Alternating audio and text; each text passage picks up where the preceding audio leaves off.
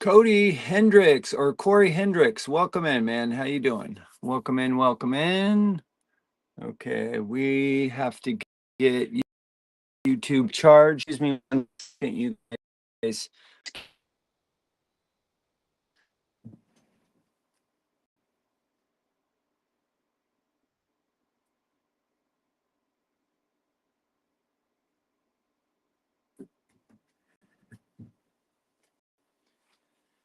Let's see who we got in here.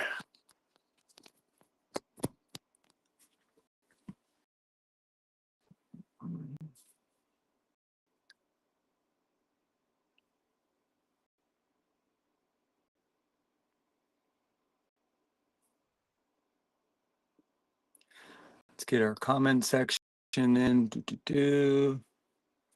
Welcome in. Welcome in. Welcome in. How you doing? How you doing? Thanks for liking the live. Excuse me 1 second. I'll be right back. Just got to get another device.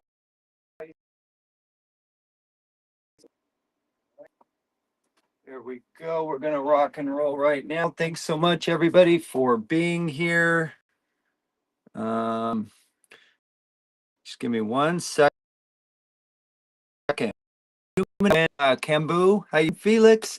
8698. Welcome in. How you doing? How you doing? All right. Let's see. Appreciate you guys all going in just 1 second. Bada bing, bada boom. Thanks for sharing out the live. Sean, I appreciate it. I'm going to share it out myself also. So if y'all just be patient with me about 30 seconds. Today, we're going to talk about autonomous trucks. We're going to talk about trying to slow down autonomous trucks. We love technology, but we don't love losing our jobs, right? We don't like our families being thrown into chaos. We don't like the economy thrown into chaos.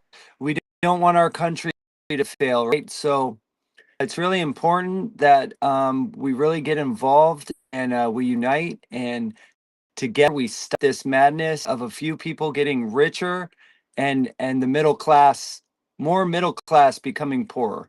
None of us want that. Literally, none of us want that. So let's get it going. Thanks everybody so much for being here. I really appreciate you guys and you gals. You guys are awesome. This what it is. Let's see, Sam. Thanks for your posting. Appreciate you. I really do. Just so everybody knows, we are live on YouTube, Facebook, and of course TikTok. 1 second. So welcome in, everyone. Is Vince with Truckers Unite Now. We have Sean on Trucking the USA today on Facebook. Thanks for being here. We are American citizens. We're truck drivers. We're husbands, fathers, mothers, and we love our country. We love trucking, and we're here for you. We're hoping to inspire you with this live. We're hoping that we can inspire you to be a good patriot, to be law-abiding, just a good old American citizen, right? We're trying to bring back our hardest with your help. We're trying to bring back old values, morals, values, integrity, just doing the right thing, right? It's like a thing of the past, right? Um, hang on one sec. Sorry, y'all. I woke up. Moonshine, welcome in, brother. Welcome in. How you doing, Samantha? Welcome in. Thanks for joining the team. You're awesome.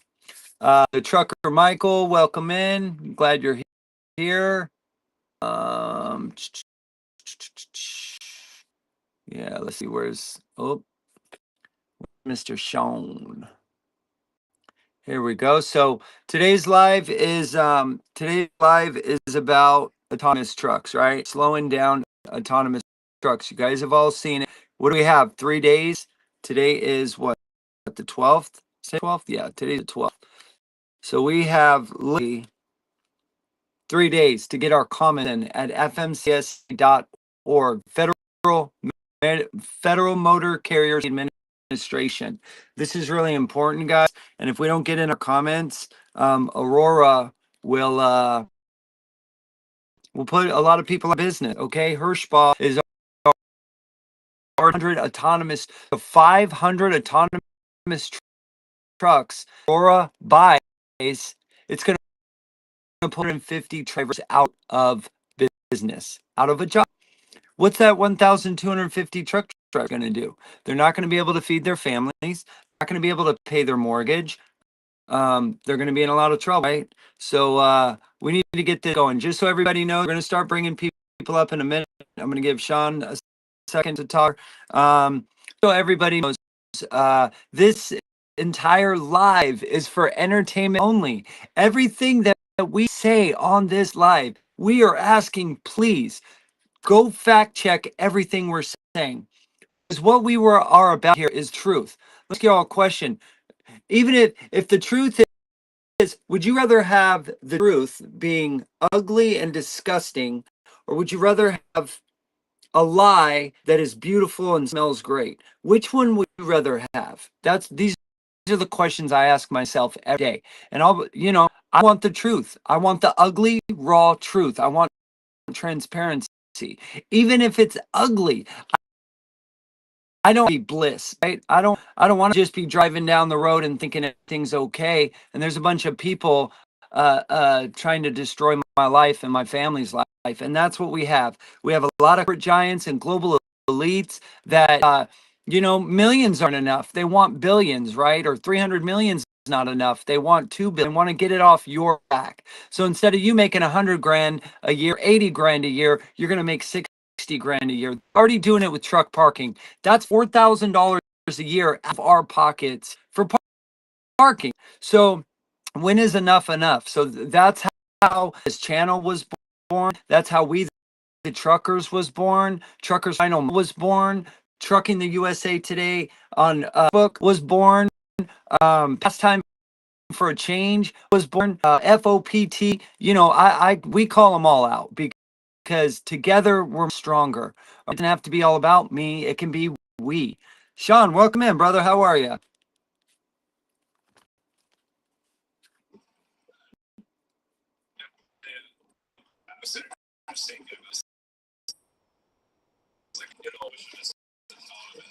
For this triangle thing, that keeps cyber and the behind the wheels they're linked. If they can get it to where a human or the tries, it gives them where they got full capability of doing the full service with a driver. So here's the other thing, we're sitting there looking. This week is a very valuable week for drivers. So out of all year, around the whole, this week is the most to us. We actually have safety blitz going on. They're doing enforcement, and getting an inspection. So to me, it looks like that's as they put it now, because everybody is focusing on, seeing the brakes, making sure that their tires are good, making sure their turn signals work. And now we have this comment section on for autonomous to go in. It's almost like big corporations said, hey, let's pick these days because drivers are going to be more focused on fixing their stuff. We can let this slip in and our key. And that's my opinion. So when we look at it, watching this, it's crucial that we get these comments here.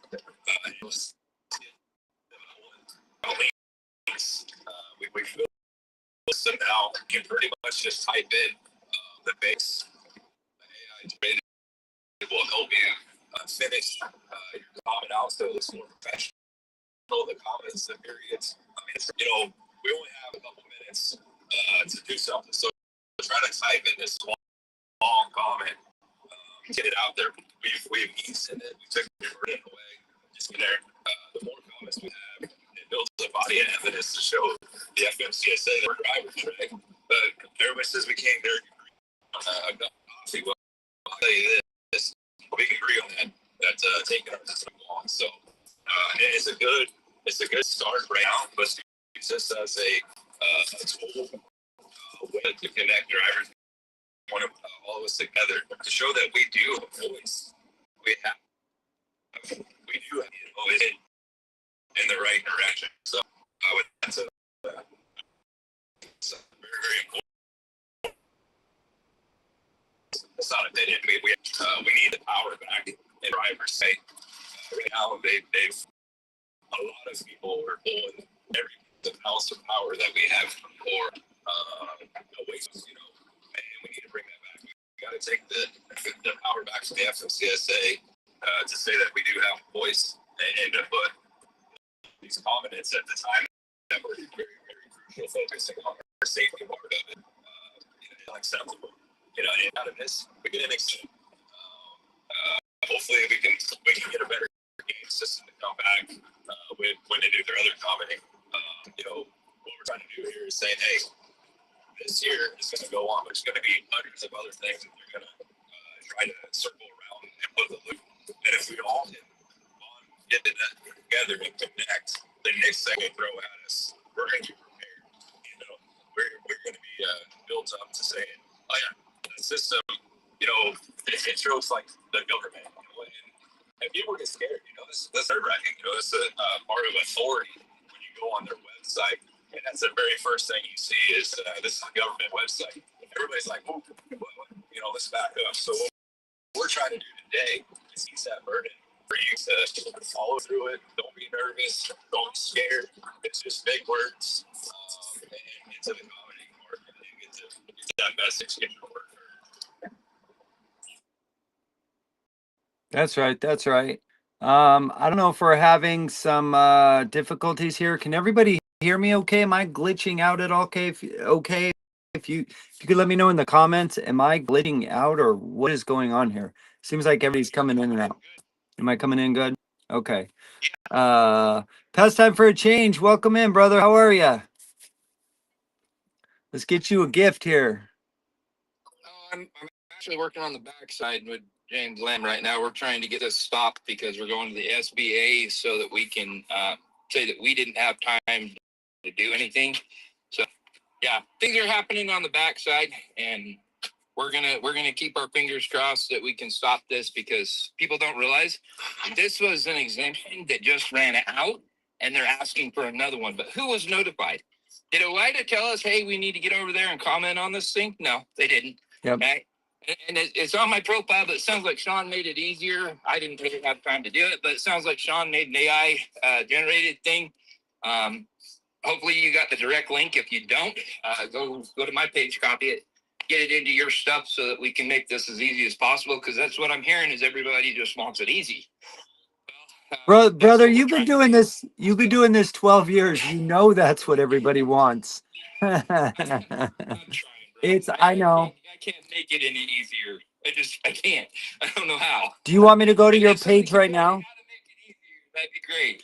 Yeah. So I got my laptop out right now. We're going to show people how to do their comments. Do you want me to go to your page and show people where it's at, or?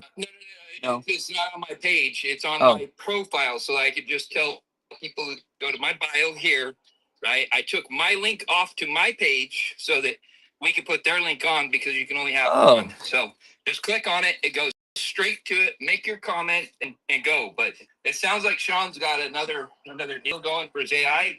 And if that's the case, they made it easier. So go do that. But the thing is, make sure the AI isn't copying directly word for word, because if it is, it's going to be overlooked.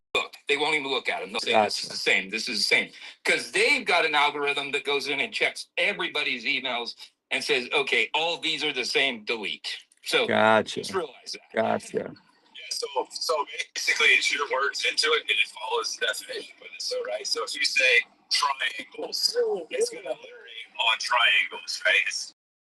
If you say I've been driving for 14 years experience, it actually asks you, what's your experience level? So that were you all in tankers, were you all in hazmat, were you, so it's building. Well, that might actually be making it. That might actually be making it harder. It's just as easy to go to Chat GPT and say, "Hey, this is what I want to write. Make it sound professional," and it will do it. So you just click the box. Like you click the box of what your experience level is. And Vince, be real careful in that. You can get nannered for that. Oh, really? Be real careful doing that. Okay. Yeah, they don't want you trying to move people to other places. Well, I'm on TikTok. No, yeah. Just disappear. Gotcha. No, but if they don't, if they see the computer screen, because realize with a phone, okay, or any camera, when you take video of a computer, it flashes. So that's what's telling the algorithm that you're actually looking at a computer. That's why people are getting nannered so fast. Gotcha. So it's not a steady frame. The frames per second change on a computer. So it flashes to the point that your eyes can't see it. But if you watch that video back, you'll see that it's like kind of fuzzy and blurry. Right. That's Right. Right. what the computer's already seeing. Wow. I'm gonna send you that link. Before we disc it. Why don't you try it? Tell me what you think. You know how this works. Opinions, honest, and the feedback actually helps. So I want you to check it out before you disc it. On everything that you do, throw up a comment section saying, "Hey, what do you think of this? How can we make it easier? Blah blah blah." I mean, that's what I'm trying to do with my page, is to try to find out what will make things easier for everybody that is involved. Like, what do I need to do to make it so easy that you can't refuse to do it? Yes. Yes. So are you in a Telegram group? What Telegram? So we made a Telegram group that we're actually putting information on right now. Basically, to people to actually look at it. So the lady that you got, the gal that you got your information from, is actually part of that girl. She's part of that team. So she knows the insides and the outs, and this is the system that we're putting together. So it's very crucial that we kind of get the guys, the people that can actually give feedback, right, in that group, so that way we can get the information out to the rest of the people that need to do it. So I'll send you a link as well, so that way you can get in there, make comments. We put this stuff out. We did this 2 nights ago, and we've had pretty good success in people saying, "Hey, this made it easy." So again, but as a team, we gotta be a team, right? So let's put our heads together. Let's like I said, make it easy as possible. Sure, if you say, "Hey, change this or change that," then that's what our team does, right? We're getting together and saying, "Okay, let's add this to it." And put it on the website or take it down. We don't want to give anything false, right? When we're doing our studies, we make sure that it's positive. We make sure that it's correct and that it's true. And we have multiple people overlook at it before we put it out on any platform. So I think it's really crucial that you go join that. There's no riffraff in there. We're just trying to get that brainstorming going on and build a team of everybody and all is just equal. So some of us learn at a base way higher. Some of us learn at a base a little bit lower. And it's a system that we're trying to decide that we're all equal. We're shoulder to shoulder. One person stands out further than the other one. So yeah, we'll get them links over to you and check them out. see what your thoughts are. Give us some feedback. So Sean, The other thing is go you ahead. need to talk to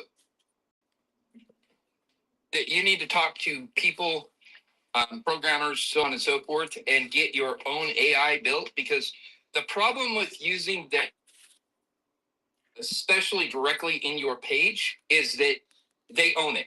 They can say you can't use it, shut it down, it's over, blah blah blah. And That's they can what actually people still don't review understand. their stuff It's because- private property. Yeah. Yeah. So Yeah. yeah. So we are actually going to be building our own AI so that we can use AI, right? AI has to be trained. People don't understand how AI actually works. It's just a bunch of learning that it's done from people. Like, it wouldn't exist if we didn't teach it. Like, when you're going through and you're asking AI questions and it just comes back with stuff, if you don't reference that and say, I'll give you an example, okay? So we were going through and we were saying, hey, isn't this Rico? Oh, you're right. We'll have to, exactly. That changes everything, Mr. Blah, blah, blah. And it literally relearns as it's going through. So people that are just going to AI and saying, hey, is this true? Check your references, because sometimes it was a news article, sometimes it was satire, sometimes it was just an outright lie. So AI is not foolproof. People that think they're just going to use this AI and that's the answer to all their problems, it's not. And you will get people that will do their research and come back and say, you're full of shit, right?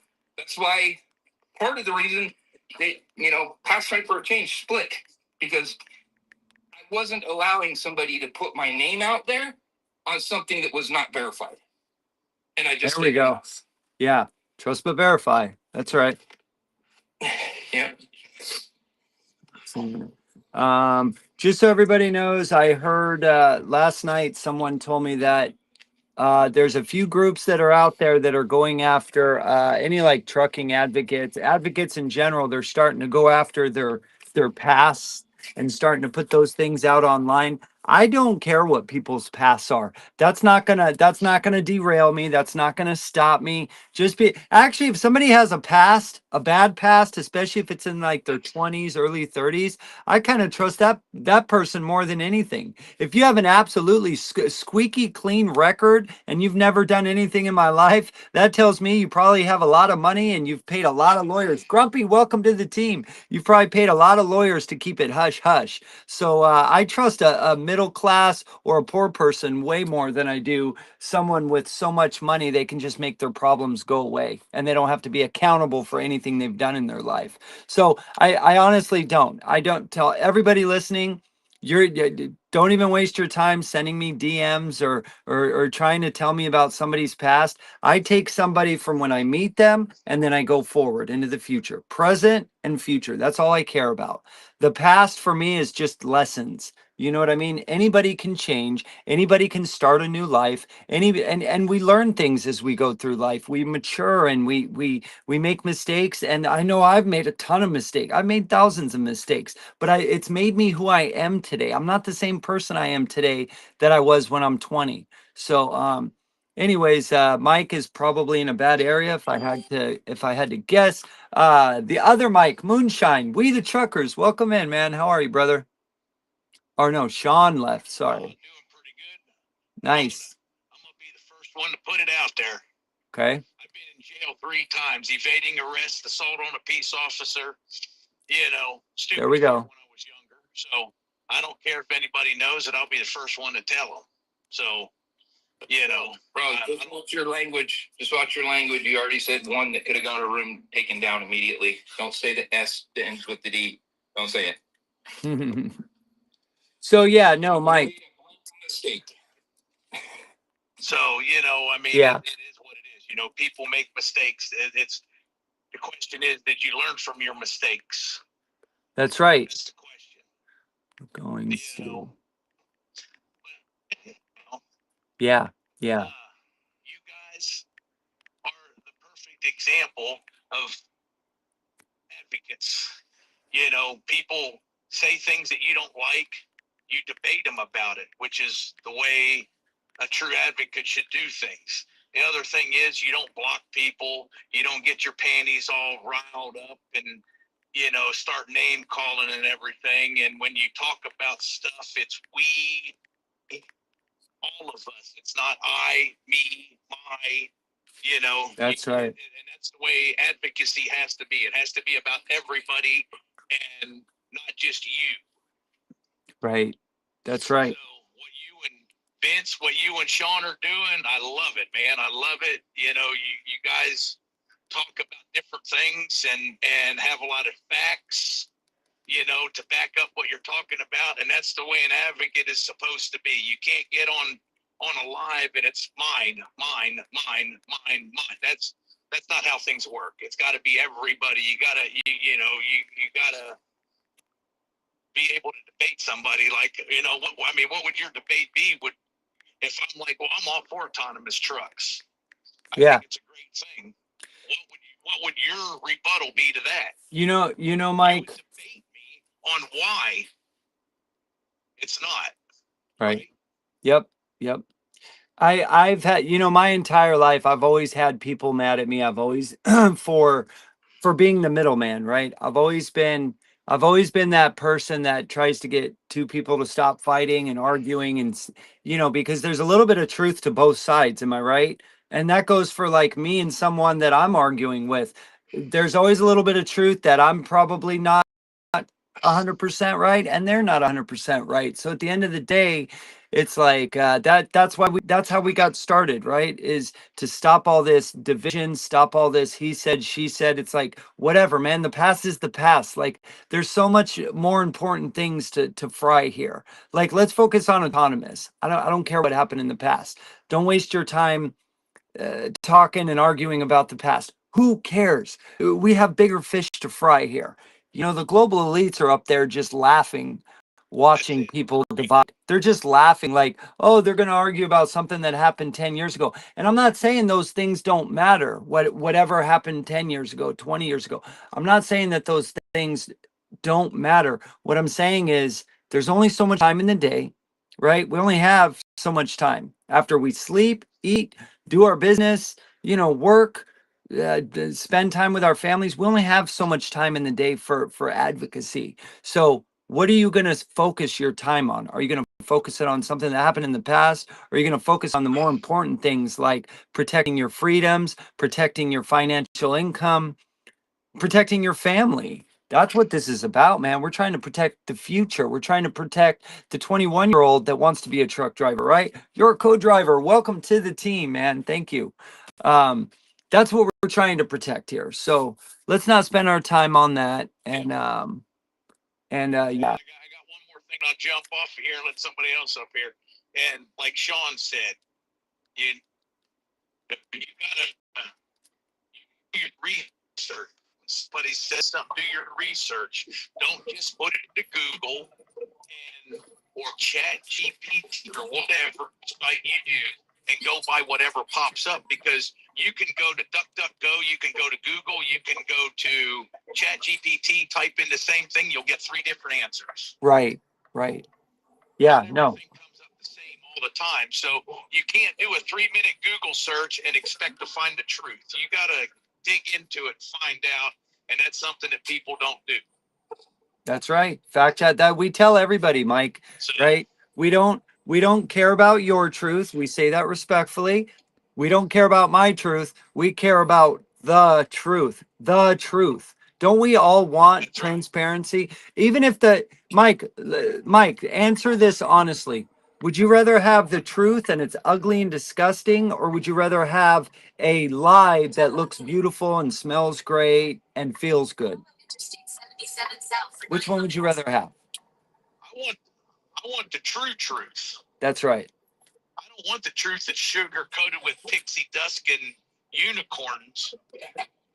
That's right. I want the true truth. I want the honest goodness, the truth, not something that's been sugar coated and handed down to make me feel all warm and fuzzy inside. And that's the problem with a lot of people. They want the warm and fuzzy feeling when you tell them something. And I'm sorry, but the truth ain't always going to make you warm and fuzzy inside. That's right. That's right. All right, brother. Well, thanks for coming up, man. And oh, I owe you guys an apology. Man, I got so tied up into this that they threw it on me, and I'm all like, we got to move along, and we have to do it quick. And by the time I went by you guys, I was like way past you guys, and I'm like, I just messed up. I was supposed to be having dinner with some people, so I apologize. That's the only thing about advocating. It is real hard to like try to circle everything in. And in this here, it was just like, hey, we only have a few days, and I'm like, we gotta build a system to get it to where it's easier. And I was just, I probably talked to probably 50 people that day, trying to get something figured out. So I really want to apologize to you guys, and we're definitely gonna meet up. I mean, I don't care how we do it. It was this one was kind of thrown on a fly seat. So like I said, I want to apologize to you guys. yeah. So real quick, Misfit, you'll be next. Moonshine, you can hang out for a second if you want, brother. That's up to you. Real quick, over on YouTube, we have some people. How do I say this? You know, a lot of people focus, just real quick, people focus on the numbers, right? They laugh if, you have 10 people in or 20 people in or 30 people in. I look at it as, if we have 3 or 4 people here and we're talking about trucking and we're trying to change the world together, dude, and there's a lot of people watching secretly, by the way, just so everybody knows. There's a lot of folks that are just going across the street and going across their doom strolling, and they're just watching secretly. So to me personally, dude, this is rad. I think this is awesome. We got 17 beautiful souls in here. To me, that's great. One of these 17, all of these 17 folks that are watching right now, and how many we got over here? Okay, we got 3 people over here are have gifts. They have something inside of them that they can advocate for. Together, we're unstoppable. That I guarantee. Miss it. Welcome in. Thanks for your patience. I'm stuck in the ozone at this point, and I can't even do anything. I can't I can't do nothing. I can't. All right, Mike. Thanks for coming in, brother. Sorry, Misfit. Go ahead. Best time for a change. And if you guys aren't following, How's everyone doing today? good, man. How are you? So, Oh, I was just gonna say real quick, if you're not following Mike, AI very much.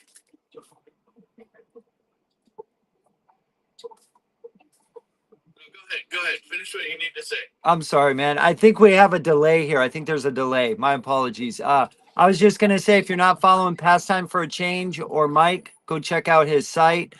Give him a follow. Everybody, please go follow each other right now. That's how we get traction. We're building a community here. Go ahead, Misfit. I'm sorry, man. Oh, you're good. So I don't use AI very much. I do use it a lot to help me route my loads and stuff like that. It actually has came in pretty handy as a tool for a truck driver. But when it comes to research and stuff, I really haven't used it for that. But I want to say something about the autonomous trucking real quick. The only way we're going to be able to stop the autonomous trucks is if every single truck driver is able to get home and vote in their off elections, meaning the midterms and their local elections and stuff like that. We're not going to change anything in Washington unless we start changing it locally. And as a truck driver, it's very hard for us to get home and participate in those elections. With the autonomous trucking, Hirschbach, everybody knows Hirschbach just bought 500 of those trucks or something, has a contract for 500 of them trucks or something like that. 500. Yeah. I think let them have it. Let them have it.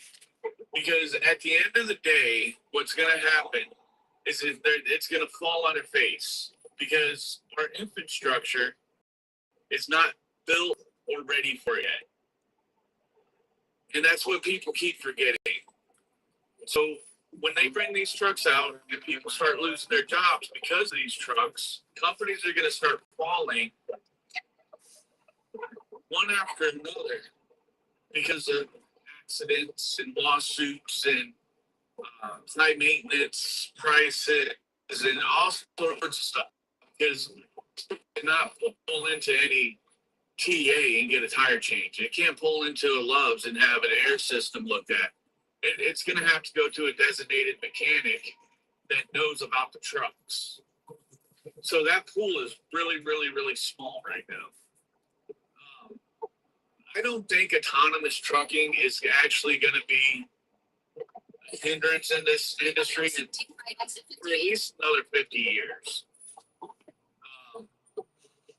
It's in its infant stage right now, and these companies buying these mass amounts of trucks to put out here, it's going to hurt. I think we need to look at other things a little bit closer. One, changing the people who represent us locally, changing the people who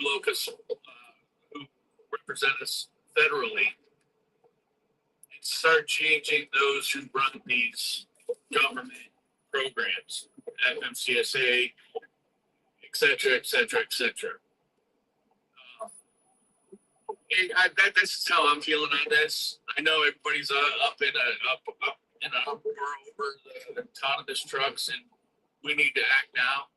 But I don't see it as a major thing for us to worry about because I feel there's other things that play trying to get at the driver and hinder the driver far more serious than autonomous trucking. So you kind of feel like they're wasting our time, gaslighting us type thing. Yeah, I just feel like the autonomous truck thing is just a topic to get, just another time. It's like when we want something done from the government, and the government comes out and they have a breaking news story, and now this is happening, and everybody forgets about the topic that we want out. You know what I mean? Yeah. The autonomous trucks we've been hearing about autonomous trucks for the last 30 years, honestly. I mean, Elon Musk still hasn't figured out how to critique and perfect his automobiles to run autonomously. And we see every day how many of those vehicles are ending up in accidents and so on and so forth. So I think at the end of the day, the autonomous trucks is just a major focal point in the industry to draw people away from the bigger issues that is hurting the driver of today. Yeah, let me ask you. We're going to have it. Can I ask you a question real quick? Not to cut you off. I mean, you're on a good point. You're a good solid, but I just want to ask you, what is your thoughts about them saying they want to give a 5-year extension on the triangles and putting them out instead of just using it on the truck for the light? So hang on, let me finish. Hang on, one second. But how do we, so you're saying it's not autonomous related, but if they're changing rules and regulations to best fit them, that's what we're saying. Like, okay, autonomous maybe not good for 50 years. We may not see it, but why are they trying to mess with a system that we know is just fashion and it works to best benefit them? And that's what we're trying to say. It's time to stop letting the FMCSA control us. And give a tech company the power to change for 5 years when we're trying to change things in the FMCSA for logbooks. There's so many petitions that drivers have put out to change, and the FMCSA just bats an eye and they turn around and don't look. So why does a tech company get the power to move 5 years and we don't? And that's I think our message today is why we're commenting and we're trying to get them to comment, because tech should not be able to say, I want to change this, and to give out money and corruption and lobbyists and everything else to get their way. And so I get what you're saying, 50 years that it may not be, but they should not be changing regulations to better benefit them for a price. So I just get clear that you're right. It may be 50 years. It might be 15. It might be 10. It might be 5. We don't know. But what we do know as of today, they're wanting to take triangles out of the situation and put a one beacon light on top of a truck. And they want to do it on tankers, triples, doubles. That's what we're looking at when we say autonomous. When we're saying, hey, we want to stop autonomous. We want them to stop at the government level, corrupting our industry and changing it to best fit them. Does that make sense? No, it makes 100%.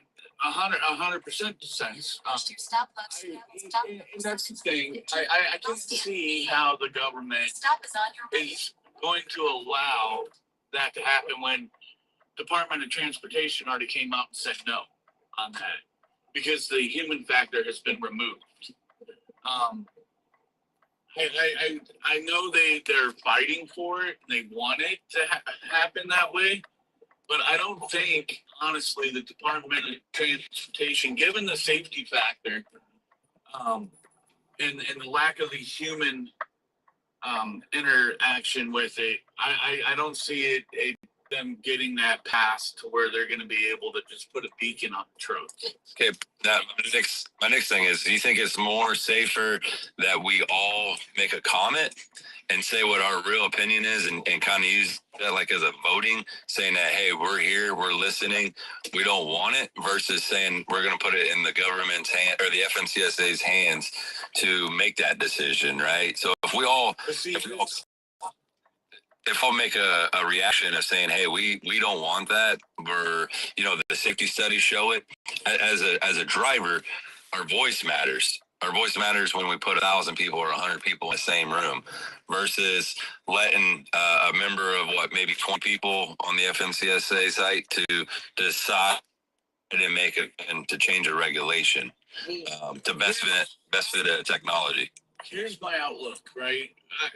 Over the years, truckers have come together and offered up petitions and all sorts of things to the federal motor carrier, and they literally turned a blind eye to us and stuck their nose up at us. Right? So that's why I keep going back to things have to change at the local level before it changes at the federal level. Agree, 100%. I think if we worked in a way to change things locally, eventually we're going to get to the federal, and we're going to be able to astronomically change what happens federally. Because like I said earlier, we're truck drivers. We're gone 80 to 85, almost 90% of the time away from our house, and we don't get to participate in a lot of these elections and functions that require us. We're the greatest and the biggest voting pool in the United States. The only time we really have a chance to vote is when it comes down to the presidential elections. And that's where it needs to change. We need to start being able to be here, have our votes count locally to get into that federal, to change things federally. And I don't disagree with anything you're asking or saying on this topic. But like I said, I just feel like it's a topic at the moment, distracting us away from something bigger. And it could be something because of like what you said, voting on this thing to have big tech come in and throw some money at it, get their way like a bunch of crybabies. But we have to look at what DOT says as well, right? DOT has a lot of influence over the FMCSA, and if DOT doesn't want it to happen, FMCSA doesn't allow it to happen. Yeah, and that's the thing. Like, I'm glad you say that. So when we're looking at the research, they're supporting it, right? So, and then here's some kickers that like to what we're looking at. Like, hey, is this fair? Is this really fair, right? So we're looking at they started this commenting section April 15th. They only gave a 30-day window, right? The days that they picked we're right when everybody is like in blitz week. So we're all studying 3 weeks before to get all our stuff good for that week. So you take that 72 hours that we're studying it. That part's not fair. Then on May 5th, they actually opened up and amended it and actually put other stuff into it. Instead of giving it an extension, they're letting it ride. So again, I think it's when you say it's not a hot topic, I think this will pave the way to make the FMCSA say, ooh, maybe we got to do this the right way because drivers are paying attention. They're looking, they're watching us, and they're going to call us out on this. So this didn't really work. So I just want to get that clear that like for a hot topic, that they got to play in a realm, right? So we got to start holding these guys accountable and saying, hey, you got to do it the right way. If you're going to amend it, give us another 30 days, give us another 40 days to comment. But when you're making it in days of where it's the most crucial for us so that we're not watching, you're making it days of when you're opening stuff, changing it. I see what you're saying. I see what you're saying now, and I wasn't putting that into my thinking, because I don't deal with the blitz weeks. I go home. I'm dropping my load tonight, and I'm going home, and I'm going to be home for the blitz weeks. I do that every year. I don't participate in their taxation. Same here. You don't play the game. Don't play the game. That's right. So, I mean, but you do make a really good point. A lot of these guys out here do participate in their games, and they don't have the chance to go in, and they do hide it underneath a stack of papers to where, oh, look, they forgot about us, so we don't have to worry about what their opinions are. And they do that to us all the time. So, and yes, I do agree with everything you said, and now that I'm taking that into consideration with my thinking, yes, we do need to talk about it and try and get it to stop now before it goes any farther.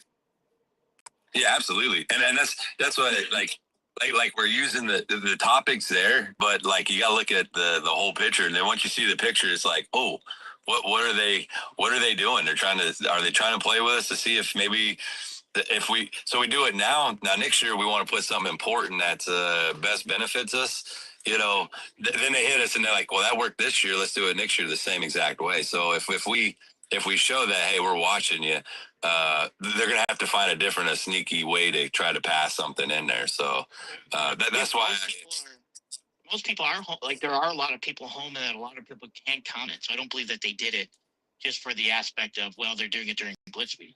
Like it doesn't take long to comment, and then a lot of people are staying home anyways, so they could be commenting also. Yeah, but you don't think they did it. 2% of the truck drivers out here staying home. But even then, it doesn't take long to comment. It's not like we got you during. It doesn't take like 2 hours to comment. It's like 10 minute, 15 process, right? But when you have a majority of drivers out here who's stressing out over if they're going to get pulled in, get fined, or put out of service, they're not thinking about anything else. They're not thinking about getting tired. That's every day. You could be out of service every day. So like I'm just saying, right now, we can't give excuses to drivers for commenting or not commenting. Like if it's that important, you should find the time to comment. You're watching YouTube, you're texting on X, you're watching TikTok, you're doing these things. Then you can't take 15 minutes to comment. I just don't believe in giving the excuses. Now, see, I'm in favor of it. To be honest, I feel as a driver. When I was a driver, I'm a great broker and insurance agent now, but I still have a CDL. I would rather turn a beacon on than have to put flag out for myself, to be honest. And then have those triangles fall down because cars drive by them, they'll back out and load into them again. I'd rather for a driver be able to turn a beacon on and not have to get out of the vehicle. See, that I disagree, because if you can get out of the vehicle, that split second that you get out of the vehicle can go to one of two ways. It can go good for you, or it can actually go really bad. And if you stay in the vehicle, it can actually go really bad for you if you're staying in the vehicle as well. Oh, hold on, Mike. Hang on. This is the point, though. This is for economy, not for us, right? This is not a beacon that we're getting. So let's stop. I'm trying to explain that I would even like to have that beacon. Mike, I would. Hang on, brother. Hang on. Beacon for us. Well, I was talking, then Mike jumped in out of nowhere and started talking. I know. Sage, give me a second here. Moonshine, can I drop you down? We're getting a lot of people in here. It's getting Mike, I'm gonna drop you out, okay, brother? Come back around if you want. Don't know if you can hear me. Just don't let him gaslight. Don't let him say that it's for All us. right, It's well let not. him, It's for the Mike, I let didn't him say finish. it was for us. I said I would like it to be for drivers also, Oh shit. right? So but that's not the topic right now. That's not the issue. Okay, well, then having I a know, but beacon, but I having can a go with the beacon on a topic then. truck, having a beacon on a truck does nothing. Actually, it does, because I specialize in overdimensional freight. So we have beacons on overdimensional freight. Yeah, but here's the thing. Where's the study show that? Have you ever? I drove truck. I actually do oversized load, and I can promise you, Yeah. if I was to stop in the middle of the road, right, with my flashing lights on, do you think that gives them they see that? Heck no. People are texting and they're driving and everything else. You know what they do see? Hold on, hang on. Let me finish. I gave you the floor. You talked. So when you're going down a road with triangles, it gives a safety barrier, right? So when I put out my 100, my 150, I get it out there. That builds a safety barrier between me and my truck. A light, we can, and you know this, if you've done oversized loads, that doesn't give you a safety barrier. People can still get right to your bumper. There's no room for to say, oh, I got to swerve over to the left. And the reason why I'm saying that is because in Chicago, Triangles aren't doing that. absolutely. If you're on the shoulder, hang on though. Let me Shoulder. speak in the shoulders. We're talking shoulders different. So if you're on the shoulder of the road, the triangles aren't okay. The triangles aren't going to push somebody into the next lane. You can't have it out in the lane. Sage, that's what I've been saying. Sage, I've been saying that for like a week. So you can place your triangles in the lane. There's no law stating that you cannot place your triangles in the lane. And if everybody was to start doing that and creating a merge point correctly, then we would see a lot more safe interactions with these trucks on the side of the road.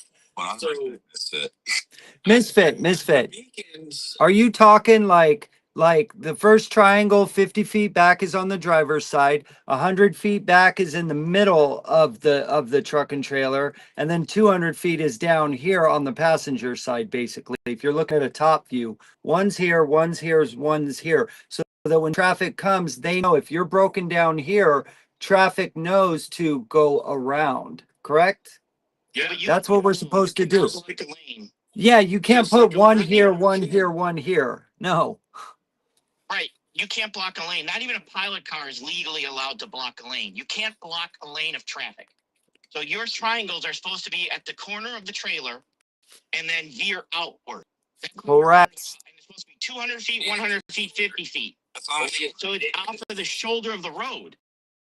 So it's not like you're those. You the lane you're in. How many times have you blocked the lane that you were in? You're not going to calling the cops, not putting flags out. Hang on. Okay. Hang on. Okay. If you you should. If you're in the middle of a lane in the middle lane of an interstate and you are broken down, you are not putting triangles out. You are calling the cops. Just saw it yesterday, my friend. I just saw it yesterday, right? On a bridge outside of Chicago. Just outside of Chicago, the man jumped out of his truck, threw his triangles up, and guess what it did? Everybody started merging way before him. It gave him a safety barrier to look underneath his truck. He broke an airline, right? He went underneath there, looked at it. Then he called the cops while we were all Okay, so you're calling the cops. Okay, so my point was you're calling the cops. You can put the triangles out, but those triangles can still get run over. They're going to do a safety barrier. Hang on. If they don't see the truck with flashing yellow lights in the middle lane not moving, do you really believe they're gonna see the triangles? Absolutely, 100%, because it gives me a safety barrier. Okay, everybody. Hey, everybody, listen up. Listen up. So, hold on, Sage. Hang on. Police officers somewhere. I have seen cones get written over. I have seen packets get written over. Okay. My apologies for muting everybody. Listen, so the way we like to run these lives is starting from the bottom up. We go one at a time, Everybody gets 3 minutes, and then you can come back around if you want, but we don't like the chaos. All right. So everybody, please be patient. Please wait your turn. I know this is a heated subject. We're gonna finish up with Misfit, and then Sage we'll get back to you. Okay. So everybody else, Sam, thank you for being patient. Mike, you already came in. Well, you came back around now. So Misfit, do you have anything else? We're gonna get to some of these other drivers. Misfit, do you have anything else, brother? Okay, cool. I need to do the liking. You can drop me. All right, cool. Thanks, Mike. To stop the gaslighting. Gotcha. All right, later, brother. All right, Misfit, do you have anything else, or do you mind if we get to Sage? I do want to say one more thing. I sent a message to Sean the other day. It's about the cabotage law. I don't know if you understand what the cabotage Oh, law I'm is. well aware. Yeah. So, I know this is a whole different topic that you guys are on today. But if you're gonna go live on when's your next live? Friday. Friday 6 p.m. standard. So I would like to come in as a co-host or as a host with you guys and have a really good discussion about this cabotage law, because I think this is something that we really need to look into, because we've been talking about the other drivers and the foreign drivers and all this safety, so on and so forth. And if we can get onto this topic and start educating people more about the cabotage law. Just so you know, cabotage is a very dangerous subject to talk about. DM me. I'll give you my phone number. If you're comfortable with that, and we can talk about it. But it's a very dangerous subject to talk about. I'll tell you more about it in a DM if you want. It is a very dangerous subject to talk about because people don't like it. No, I mean in other ways. I'll tell you more about it, privately. Yeah. All right, but no, that was all. I All agree with what he was saying with autonomous, this, that, everything. Sorry for the little squabble with the Oh, that's okay. triangles, but We're passionate, brother. Let's have lighted triangles. Let's have lighted triangles instead of one single beacon, because I'm Yeah. looking at 20 trucks right now in this truck stop with beacons, and nobody's paying attention to them. So anyway, y'all Yeah. have a good day. You too, brother. Thanks for what you're doing for the business or for the industry, and I do watch your video, so keep up the hard work and getting that information spread out there. Thanks for doing what you're doing. Yeah, you're amazing. Everybody watching right now, you 30 beautiful souls, go follow all these folks. If you like what they're saying, follow them. Build your community. That is what these platforms are all about. You like what somebody's saying, go follow them. That's how so many of us have gotten connected right here. Sean and I have gotten connected right here. Me and Sam and I have gotten connected right here on TikTok is how we've started knowing each other. So Sage, welcome in, brother. How are you? Hey, how's it going? Yeah. Good. So I just like I said, I don't have an issue with the beacon. And anybody that can bring like anecdotal things, hey, this guy did this. I can also show evidence that they've run over cones and buckets and everything else, right? So putting out triangles in the middle of the road is not one of the safest things. Mechanics don't even want to be on the side road. In regards to autonomous trucks, they're already out there. They're already doing sand at frac sand. They're already running Dallas to Houston. Berkshire Hathaway is invested in them. They're for McLean Foods. They're running them. So it's not really something that I see them stopping anytime soon, because there's already too many actively moving. Like I said, it's probably better to buy an autonomous truck and sit home and make money off of it than think that they're going to stop doing it. Right, right. Because there's a lot of them out there running, to be completely honest, already pulling doubles of frac sand in the oil field. Yeah. So I don't see it being stopped. I'm just being completely honest. And it was the same thought when the railroad came across, that they thought the railroad was going to end all trucking, and that's not what they're looking to do. Probably most of the stuff they're going to be looking to do would be the southern, the Sunbelt, run down there, run long hauls, so that maybe people can get regional and be home more. Do stuff like that. Do the stuff that drivers don't want to do. I mean, like it or not, everybody that's a truck driver, because I was a truck driver, I was a truck driver so that my son or daughter didn't have to be a truck driver, right? I can provide them a good money to provide them to get a better education. So it's difficult getting truck drivers into the industry when we've worked so hard to educate our children to do better, to do better things that are, easier. Because being a truck driver is hard. It's a hard way of life. Oh, dude, average lifespan 61 years old. I mean, there's a reason for that. Looking at it, yeah, exactly, 100%. So I'm not saying anything bad about that, but it's a hard lifestyle. So it's difficult to get good drivers in when the good drivers are doing that job so that their kids could do better jobs in their eyes, right? Be doctors, lawyers, and not Engineers, whatever. have a lifespan of 61 years old. Yeah. I'm just being honest with it, right? Yeah, And no, that's great. Autonomous trucking can come in and fill that void. That's all. If it's Now that you- go ahead, Sean. now that you said that, right? Have you seen the study where they're saying the CEO was talking? It's out there. It's definitely 100%. He was on a podcast, and he's talking about the technology. And right now we're seeing it. If you think you're going to buy a truck that's autonomous, they don't want to. They want to partner up with it. So when you say you could buy an autonomous truck and sit at home and let it collect money, have you seen any of the other articles that are saying that you won't be able to buy a truck? They're going to start partnering up with the mega carriers to put their software in it and make it a partnership, which is what we're seeing already with Warner and Hirschenbach. All these guys are partnering ship with them. So how are we going to make money off of autonomous trucks sitting at home if we can't buy the software to put into a truck? You know what I'm saying? So I see a future. Yeah, so I see a future where at some point, just like you can lease a truck from Hirschbach, you can lease a truck from Prime, you can lease a truck from these companies. I see a future where eventually these companies are going to come out and allow people to lease their trucks. They're just like they do now. So I don't see it as an impossible aspect of things, right? I just see it as there will be possibilities in the future, and there's no way for us to know which way they're going to completely go. But like I said, right now, Hirschbach allows you to lease a truck from them. Why wouldn't they allow you to lease? Can you make 200 grand a year off each truck, leasing a truck sitting at home with autonomous? Because if so, I'm all for it. Sign me up. Hell, sign me up. But if an average American, hold on, Sage, if the average American cannot make a true American dream living wage, and in my opinion, that's 3 times what company drivers are making now, if not 4 times, and working half as hard, then it's not worth it. All we're doing is making, thank you, welcome to the team. We're just making richer people richer, and we're making the more middle class people poor. And in the end, it's going to destroy us all. That's all that's going to happen. What's that? My living wage, right? No. Stop.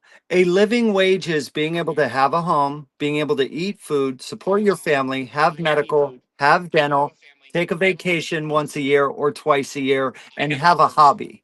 That is a living wage, not what today's living wages are.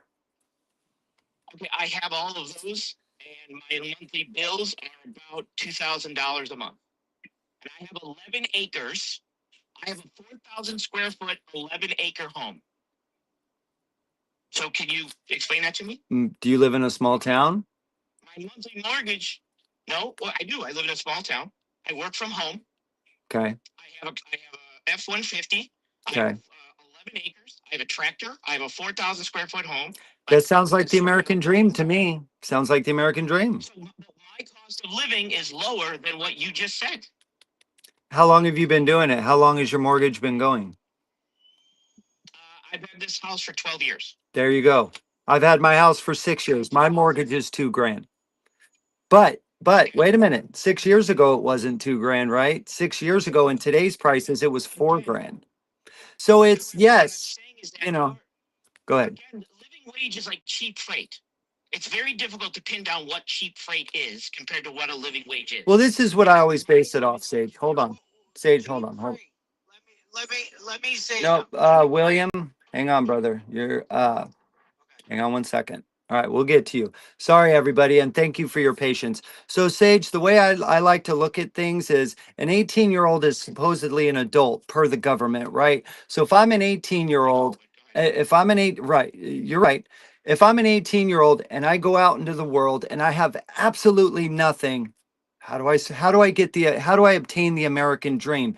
Without doing it off the backs of other hardworking people. I'm not saying be smart and be a capitalist by taking advantage of other people. I'm saying, how can I work hard with a high school diploma, let's say, because not everybody can go to college. Most people can't actually, right? And we need plumbers, we need electricians, we need nurses, we need truck drivers, right? So how can I at 18 years old go out into the world? How can I save 30 grand to buy a house on today's living wages?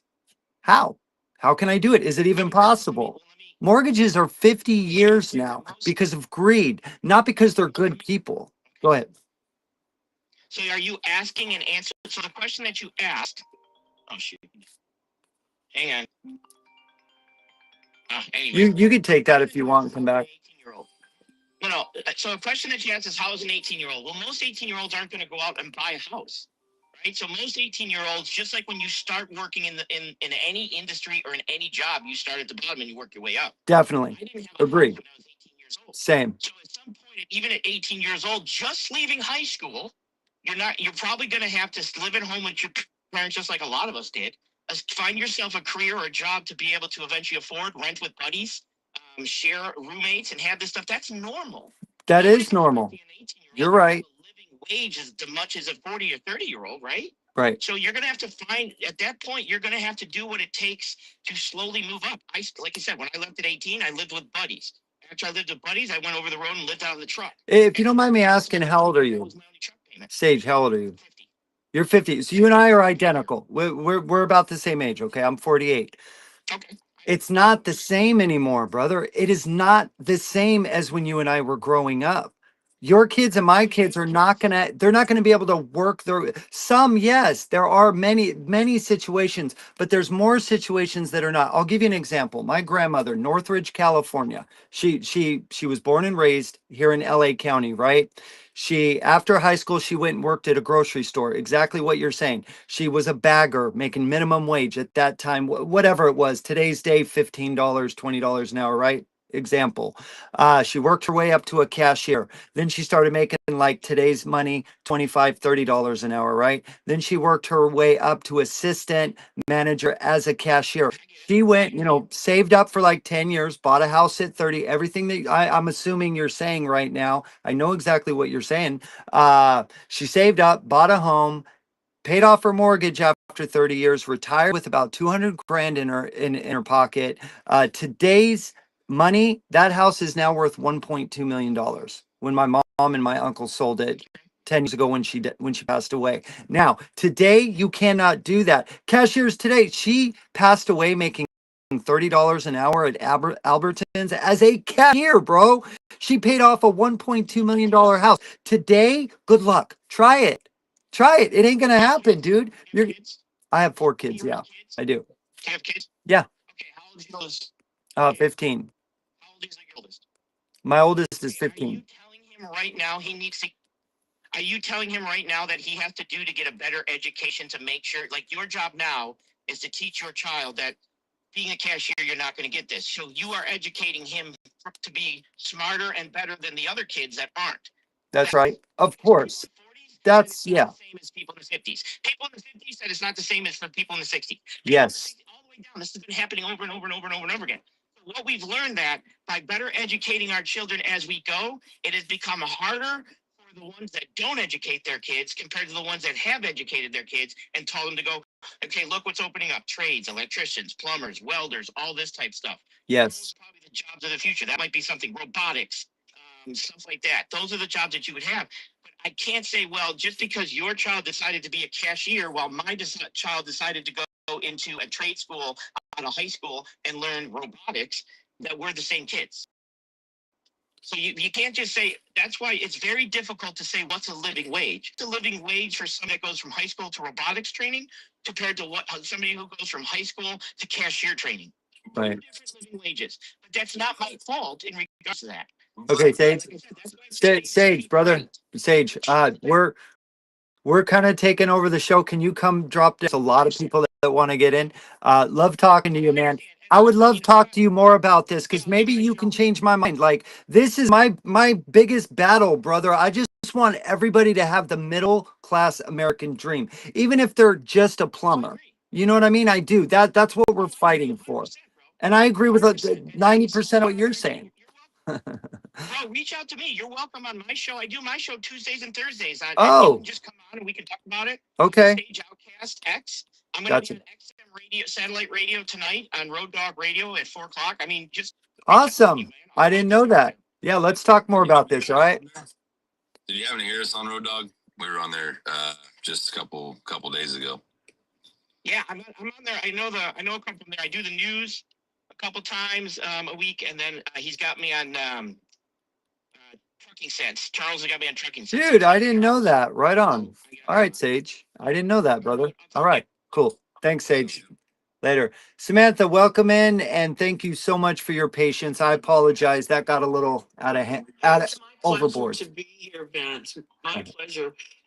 Just some things I want to touch on real quick. I want to, now, again, my disclaimer, I'm not a truck driver. Never going to be a truck driver. Don't own one. Don't want to own one. I'll never be in one. Let's be clear. But what I do have is common sense. I know the difference between right and wrong. I know when an industry is being violated by the people who are supposed to be regulating it. So because I know those things, I feel like I'm, informed enough to say some things. And the first thing I want to talk about, when we talk about triangles, when a driver gets out of a truck to place their triangles, that gives them an opportunity to further assess the safety risk. That's one of the biggest reasons why triangles need to be put out. A further assessment of the safety risk. If you're sitting in that truck and something's on fire, you may not know. So just let's look at different angles, okay? Also, hey Samantha, I'm sorry to interrupt, Samantha. Can you turn down your TV? It's super loud, please. Oh yeah, sorry. Yeah, sorry, we can barely hear you. You're fine. Sorry about that, everybody. She's going to turn down her TV. So I just want you guys to be able to hear clearer. My grandson's home today and he's watching TV, but I have headphones on, so I didn't even realize it was loud. That's okay. Thank you. So sorry. It's okay. All right. So I want to talk about real quick when Sage talked about our living wage is not the same. He's right. It's not. But here's the thing. It is reasonable to talk about we all deserve the ability to live in a home, to not be riddled with debt, to have health care so that we can care for our children, and to expect to have the ability to provide higher education for our children. So whatever that looks like in your community, that's what living wage is. No, it's not hard to define. We choose not to define it, and we choose that when we find a way to get ourselves above where everybody else is, and then we want to blame them because they didn't get where you got lucky enough to get. So maybe we could stop that and start acting like a community. Then the next thing I want to talk about real quick, and I don't God bless you. God bless you. All of this discussion is so hugely important, and I love the way you guys do it. And Vince, I love how you maintain order and help us remember this is what community looks like. This is what a culture that is conducive to change, that's going to be effective, looks like. What you're creating is something that has not existed, not only in this industry, but in any industry that is trying to change. And the last thing I wanted to talk about real quick, somebody said something about laws, about advocacy. And they didn't say it on here, but you're going to see some of this passing around. And I will be very clear. There is no licensure for advocacy.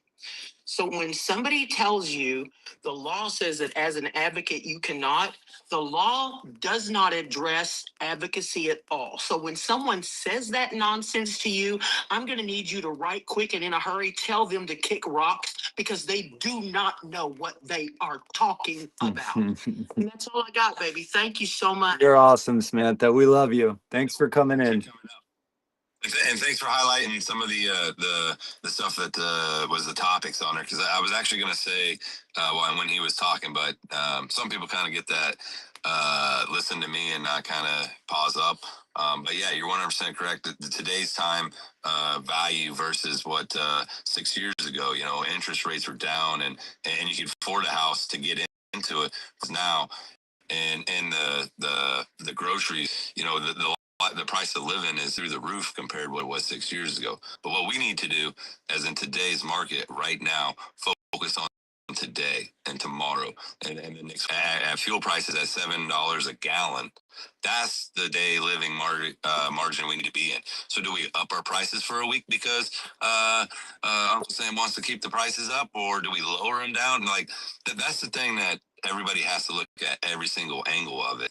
You know, when milk went up, does our price go up? Like, well, how do we control that? Look at it and say, today I think you should get $3,000 this week. Maybe next week you only get $1,000. You know, because this week is expensive, and we put that through a whole moderation of people. And if we start, he's sitting there saying that we can take autonomous and sit at home and make 200,000, possibly. We don't know. That's cool that you say that part of it, but we don't know. We know what we can see, and we're seeing that they're saying you'll never be able to own their technology, that you can lease it. But I can tell you, if you took out trucking, we are the middle class. We are the backbone of this industry. So we have to look at all these angles and say, hey, do we really want to take out the middle class and make it rich and poor? We hold a happy balance between this nation as truck drivers, because we are the biggest industry. So if you start taking the biggest industry and knocking them down to where we're only half, the corporation has done this in agricultural. We have to look at agriculture from a standpoint. We have to look at the standpoint. If you look into Tyson, Cargill, all these people, these are the angles you got to look at. What is really going to affect the trucking industry? And I hope he does. I hope he actually looks at it again. And that's how we designed the outcome of what's going to happen. So with that said, let's get the next person to talk. That's right. And thank you, Sean. Thank you for that. And, you know, I got to be honest about something here. For a long time, I haven't been thinking of myself. Maybe I should mimic myself like a lot of other folks and only think of myself. And I'm not pointing any fingers here, but you know what we choose to do here is look after our fellow man and woman and children. That's what we're doing here. So my apologies if we're looking out for other people and we're not just trying to enrich ourselves. I would rather have a 2,000 square foot house and a Honda Accord, and my neighbor also have that, than me have a Ferrari and my neighbor not have a vehicle at all, have to ride a bicycle. That's me. All I can do in the morning when I get up in the morning and I put on my pants, I have to deal with myself. I can only control myself. I can't control any of you, nor do I want to control any of you. But I do want to try to make your life better. That's what we are doing here. You know, so a lot of people, you know, they're only thinking about enriching themselves. So of course they want certain things to be the way they are. But one thing's for sure, if we want change, we can change anything we want to do. Instead of looking to the government and saying, oh, well, what are we going to do next? This and that. How about we make up the rules and the regulations, right? How about we tell the government what we want? How about we write petitions? How about we go to fmcsa.org and make our comments and stop this? Because we can't do it. Welcome to the team. I think that's truck. Welcome to the team. How about instead of looking for the next thing that they're going to do to us, we make them scramble. We make them second guess everything that they're doing. We waste and gaslight their time so that they leave us alone. Okay, I'm not letting anybody in my truck anymore. I don't need any studies done. I don't need you to know what I'm doing. I have 1.4 million miles that I've been doing just fine without your help. I don't need more shit in my truck. I don't need more safety devices. I don't need more crap. Leave us alone. Stop trying to make money off us. Spoiled, welcome in. How you doing? Thank you for your patience. Good. How are you today? I'm great. How are you? Just recovering from surgery. I think I have another 5 weeks before I can get back in the truck. So, Oh boy, I'm so happy to hear you're okay. Right on. yes, my husband's loving every minute of it. He gets peace and quiet all day long in the truck. No, he misses you, I'm sure. He misses you. I know. I've been in that truck since our kids graduated high school. Oh, Okay, so you guys were talking about a few things. You were talking about the triangles. The only problem I have with the triangles is a lot of people are looking up. They're not looking down when you see the triangles.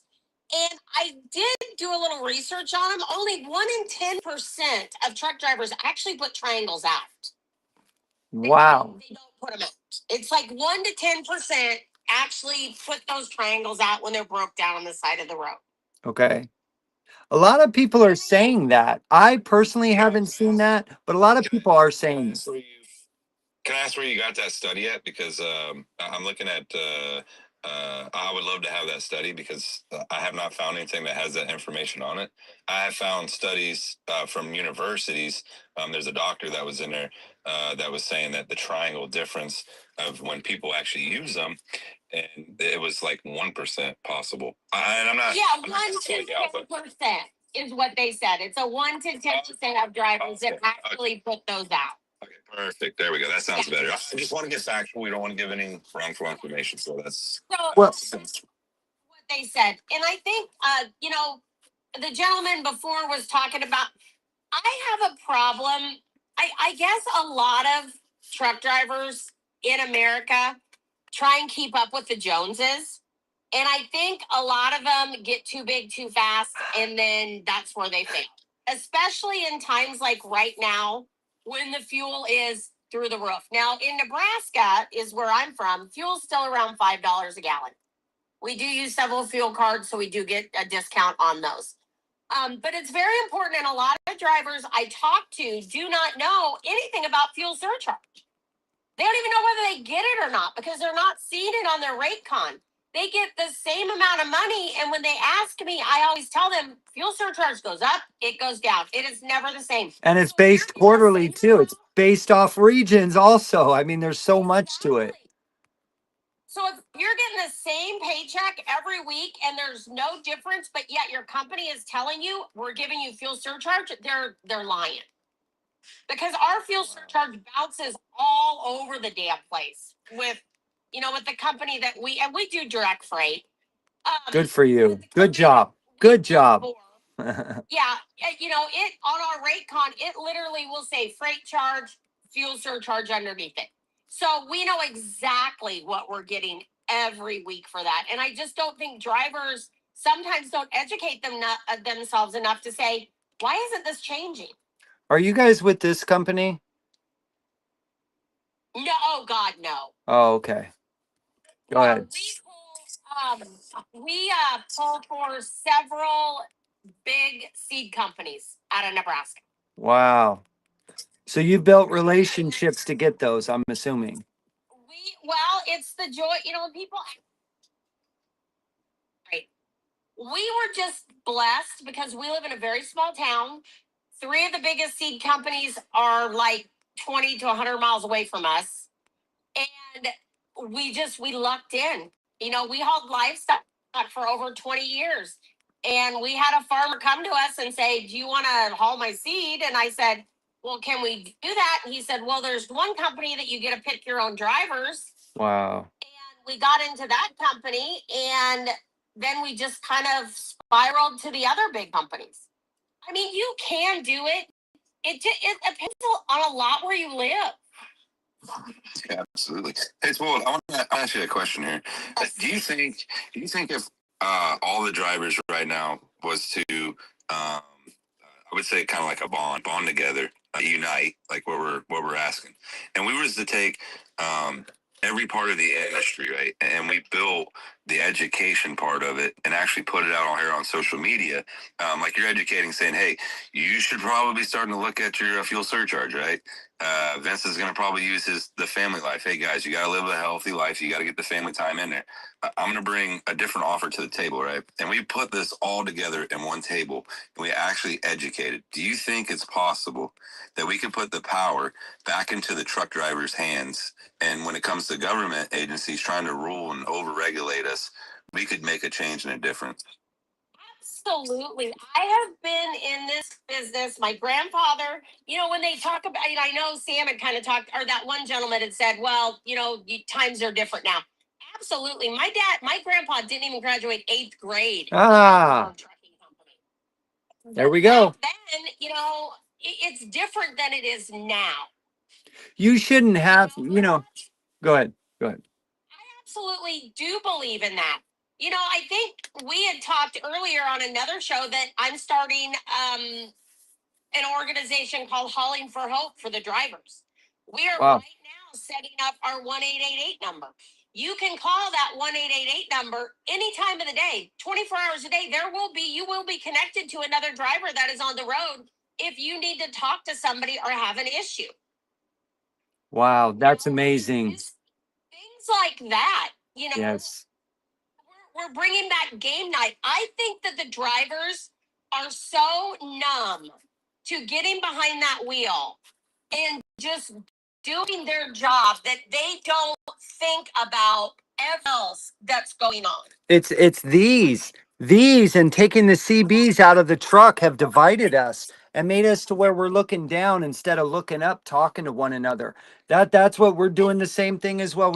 We're just trying to get truck drivers to talk to each other. See, a lot of human beings don't understand we are social creatures. We're not, that's why everybody's coming home with PTSD also, right? We're not designed to do certain things. We are not designed to just be alone. Didn't the pandemic teach us that? Look at what the pandemic did. To me, it really hurt us. We're not empathetic anymore. We're not compassionate anymore. That's how we got started 8 months ago. Spoiled was I was sick and I was looking around our world and I was sick and tired of the way people treat each other. It's like a little old lady walks across the street. Nobody wants to help her. You know, a kid is lost or something. Everybody just keeps scrolling and walking by. Like there's no decent people. I'm not going to say good, but there's no decent people. I mean, there's some, but most are not. The reason we decided to do what we do, and it's myself and Allie and Donnie, we had a really good friend of ours, call us one night. Well, actually, she had messaged me one night and said, can I borrow $20? And I said, well, what do you need it for? And, you know, of course, I'm like, what do you need $20 for? And she said, all of my money I make on the road, I send home to support my family. I have not eaten in 2 days. And I said, well, give me your cash app. You know, and then it's like, then we got to talking and it's like, we have got to do so. I mean, you know, drivers are getting stranded places. They're dealing with their mental health. I've walked drivers off the cliff before. I actually have a college degree. I actually have a bachelor's degree in health and human services. Yeah, health and human services, specializing in mental health. And I've worked in my field forever until I married my husband. Interesting. So I actually talk to drivers that are parked on the side of the road and they don't know what to do. Their company won't help them. There's no help out there for them. Nobody's giving a handout to the truck driver. So wait, your husband's your full-time patient? Is that what you're telling me? Yes. I'm just kidding. I'm just kidding. God bless him. We've been together for 29 years. Oh, wow. God bless you guys. God bless you guys. God bless you guys. The problem we see though is everybody hates everybody. The flatbedders hate the bull haulers hate the freight haulers hate the reefer haulers, the dry vans hate the tankers. It just, everybody thinks they're better than everybody else. Right. And we're not. We're all the same, just trying to make a living, trying to support our families, and trying to live our lives. That's right. That's right. When you say what you guys are trying to do is try to build a culture, restructure the culture of trucking, you know, and getting that information out. I know you were saying that you bring games back and everything else, and I'm looking at it that what you're trying to do is amazing thing, you know, is actually trying to get drivers to unite and connect and build a culture for drivers, you know. Not if you was to take the bull haulers out of the situation, you take out the flatbed, you take out all this dividing and putting lines and bring it back that we're all drivers, we're all feeding our family, we're all humans, right? And we're trying to build a culture that, hey, you know what, drivers mean something. That is the most powerful thing that we could say.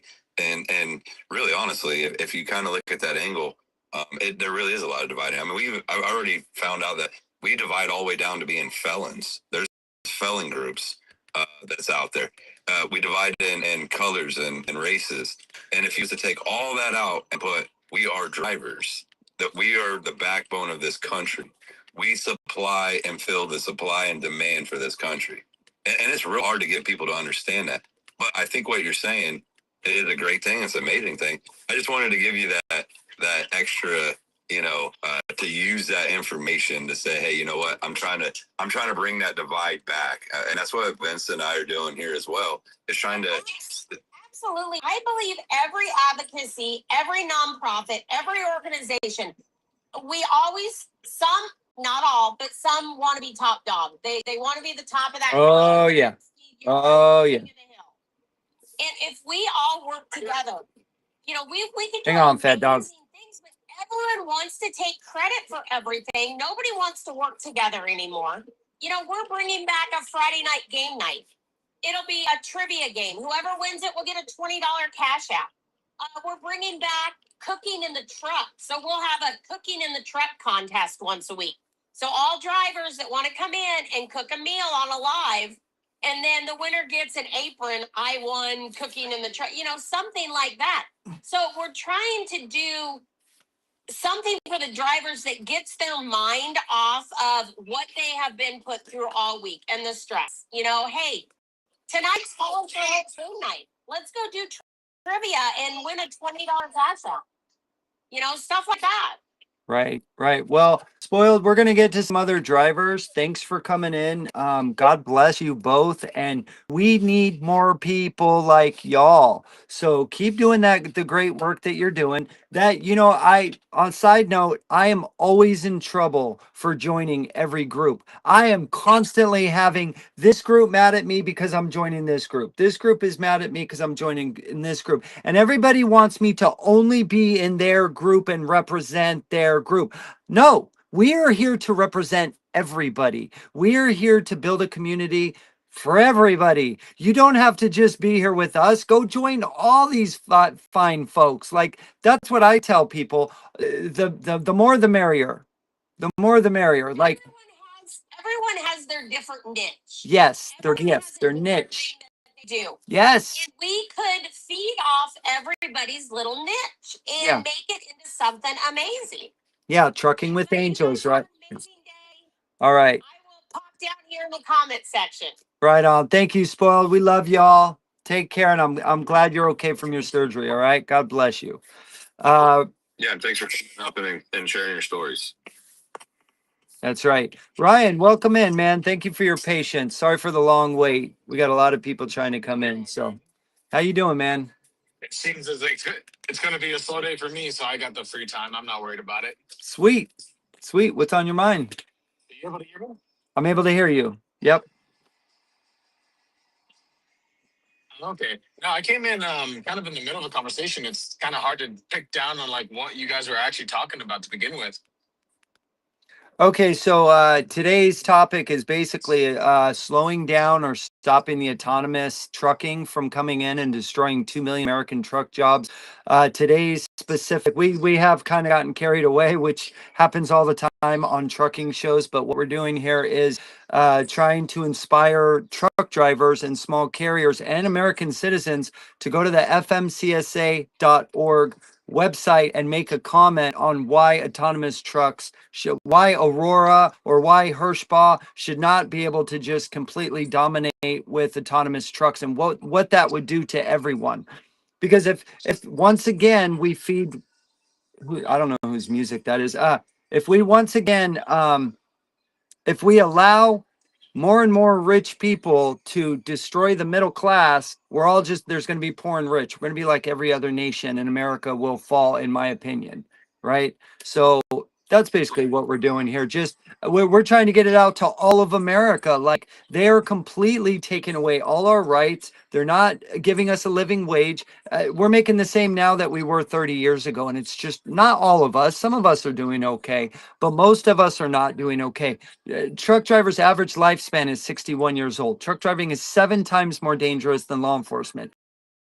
But nobody knows that. That is by design. It's all by design. And that goes for other living wages too. Like, I don't know what you do or what you make, but don't you need to make about more for today's current inflation? It's ridiculous today. What's going on? I would say I'm probably one of the exceptions to those rules where I Okay. don't. but that's by my own personal design and the way I've set up my life. That's amazing. Congratulations. Okay, there's so That's many awesome. topics to go in on. It is. In here, mind-boggling. It is.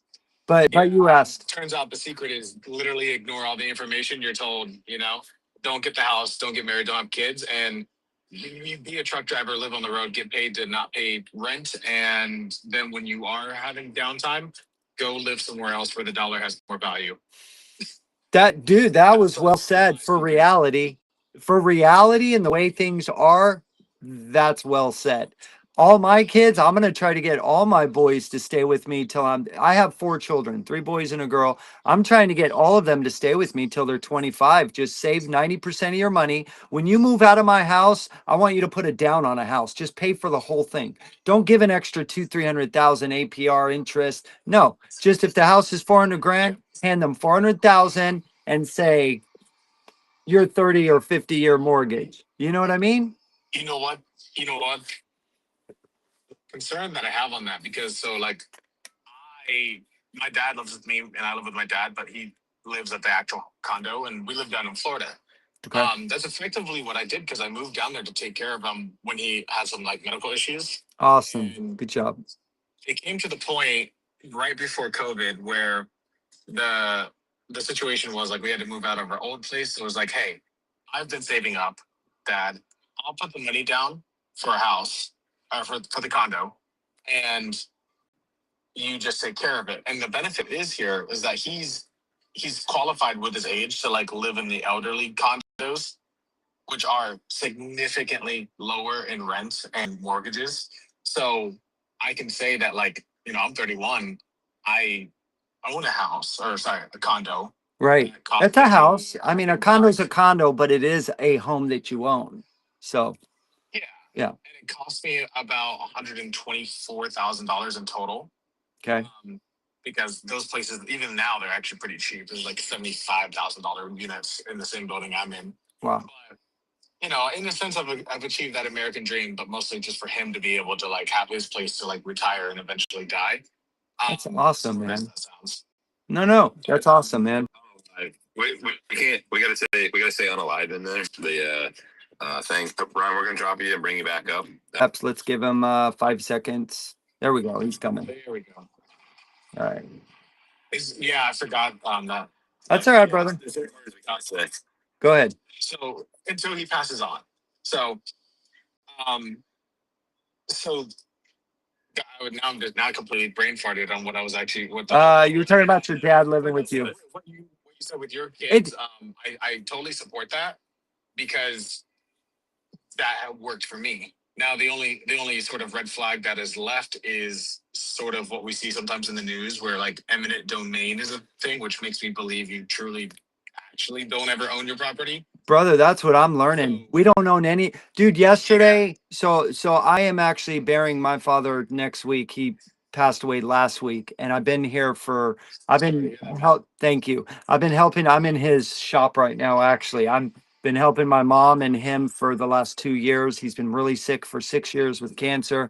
And so anyways, we were at the funeral home yesterday making all the arrangements. We were driving around with the lady at the funeral home, and I was like, well, what do you do when you run out of space, right? I'm just asking questions. I'm a curious person, Hey, what do you do when you run out of room? And she goes, oh, we'll just go knock down another street. Being a cemetery and having an eminent domain with the county of Los Angeles, she's like, we'll just knock out another road. And I'm like, well, what about the people that live there that own those homes that have been there for 2 or 3, 4? Some families keep their home in the family for generations, right? The house I'm in right now, I'm 3rd generation for this home, right? So a lot of people keep their homes. And she goes, oh no, eminent domain, we can just take whatever we want. We just give them fair market value and we move along. Well, what if you don't want to move along? Isn't that why we buy a home, Ryan? To have security, to have a foundation? Who the hell are you? Even the mineral rights, you're right, we actually don't own anything. But Ryan, do you think we can change that? Do you think we, the people, if we all come together, do you think we can run the show, or do you think the government runs the show? Be honest. No I judgment. think right now the government runs the show, but I think it also comes down to understanding like propaganda situations. I mean, okay, let me branch off here. There's a reason I don't want children. It's because it's leverage against me if I ever decide to, want to do something that I'm told not to do. Um, in your situation, imagine this. Okay, you got your kids. I'm sure you've been. I'm sure you even been in a situation where you've had a boss or an employer who didn't treat you right, but you couldn't just up and leave because I got kids to feed. On the Oh, other hand, I learned that trap watching my parents and grandparents grow up. I'm like, I do not like that little shadow of a hand reaching around my throat. it is. So I just like, okay, if I don't have kids, I can straight up tell people, see yours and then walk away. Good luck carrying, cleaning up the fire. Right. Um, Right. same thing with the house. Like, okay, what are you going to take from me? I have nothing. I own nothing on purpose, not because you guys said own nothing and be happy. I'm actually pretty happy because I own nothing. I don't even have a car right now. It's so great. Right. No stress. No, just peace.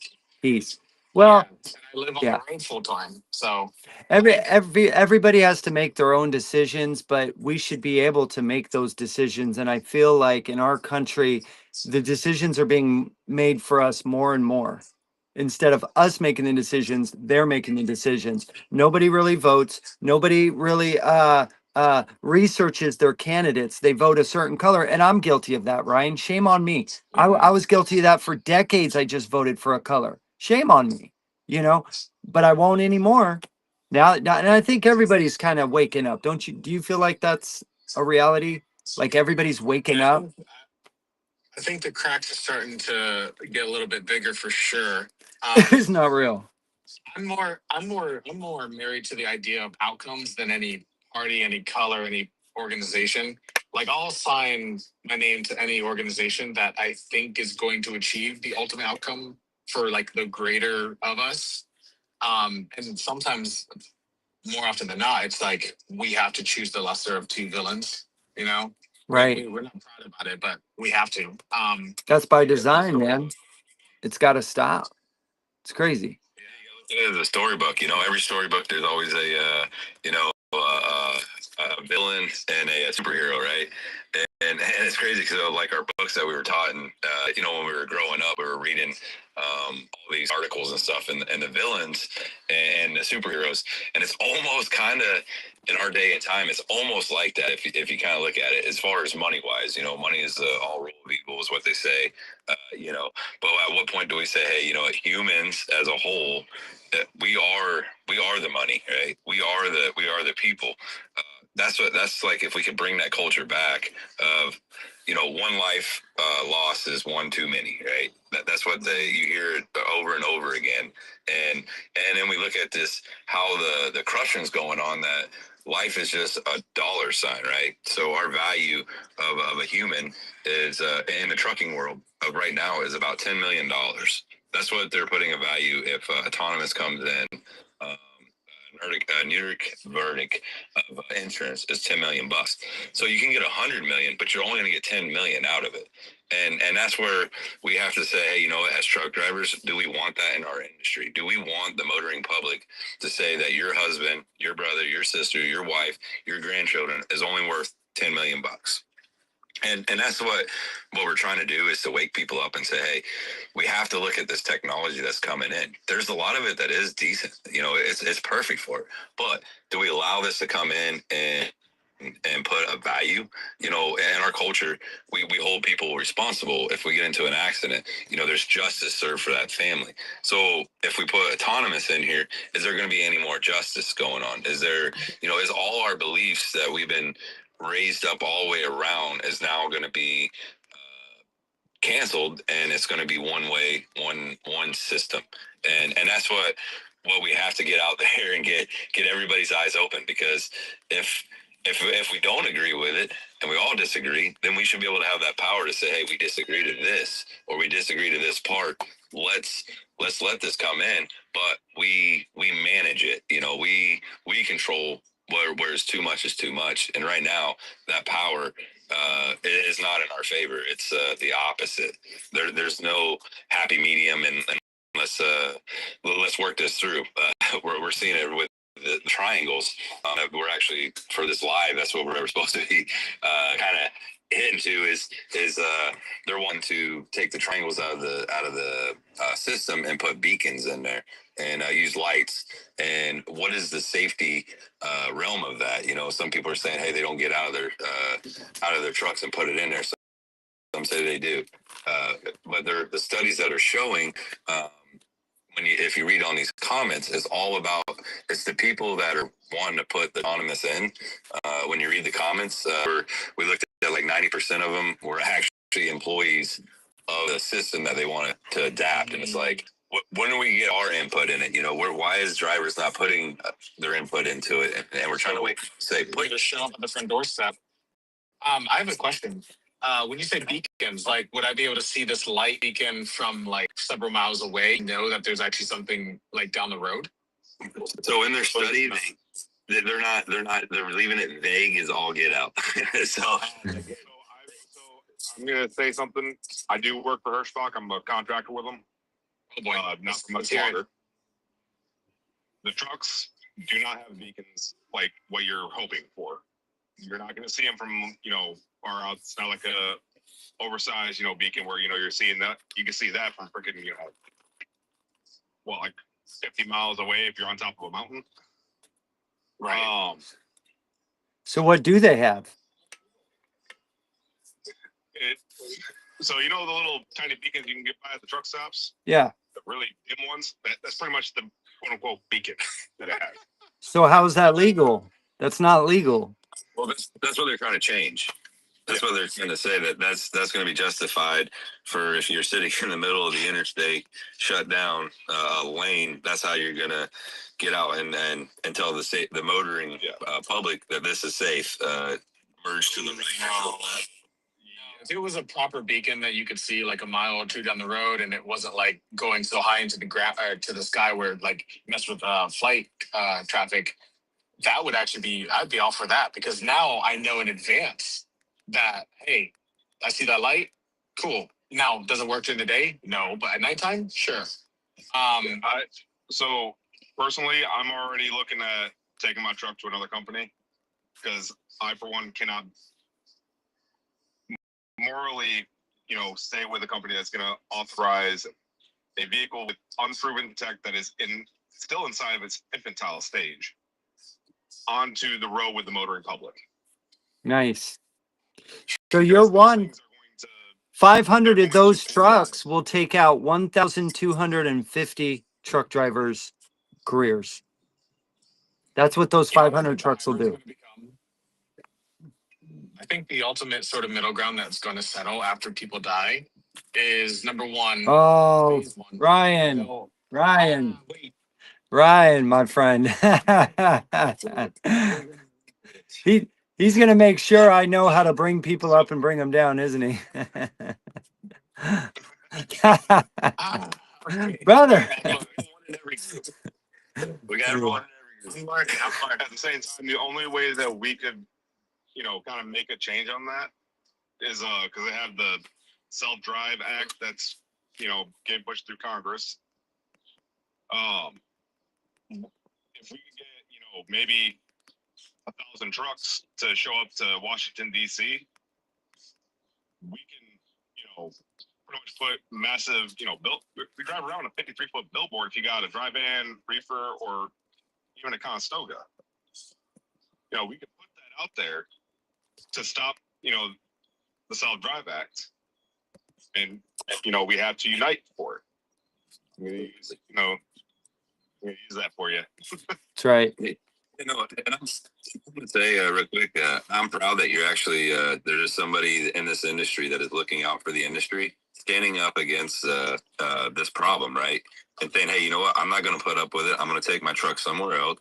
And you're like the leader of, everybody in that organization or that company should be following your lead, right? Because it's not if more people were like you, we could get stuff way more resolved and to the right direction. So it's awesome that that you're doing what you're doing, and I hope you use a TikTok or use the social media to say, hey, you know what, I'm doing this. You guys follow my lead, because that's the leaders we need in this industry. Is people that are saying, hey, I'm going to stand up against this, and it's not right, and putting your beliefs into it. You know, so keep because I'm a combat vet.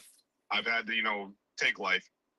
I'm not gonna I don't want to work for a company that's going to utilize, these machines that don't know what they're like doing. Because let's face it, technology that they're utilizing sees things in 3D or 2D, whereas human beings with our eyeballs, we see in 3D, we see in context.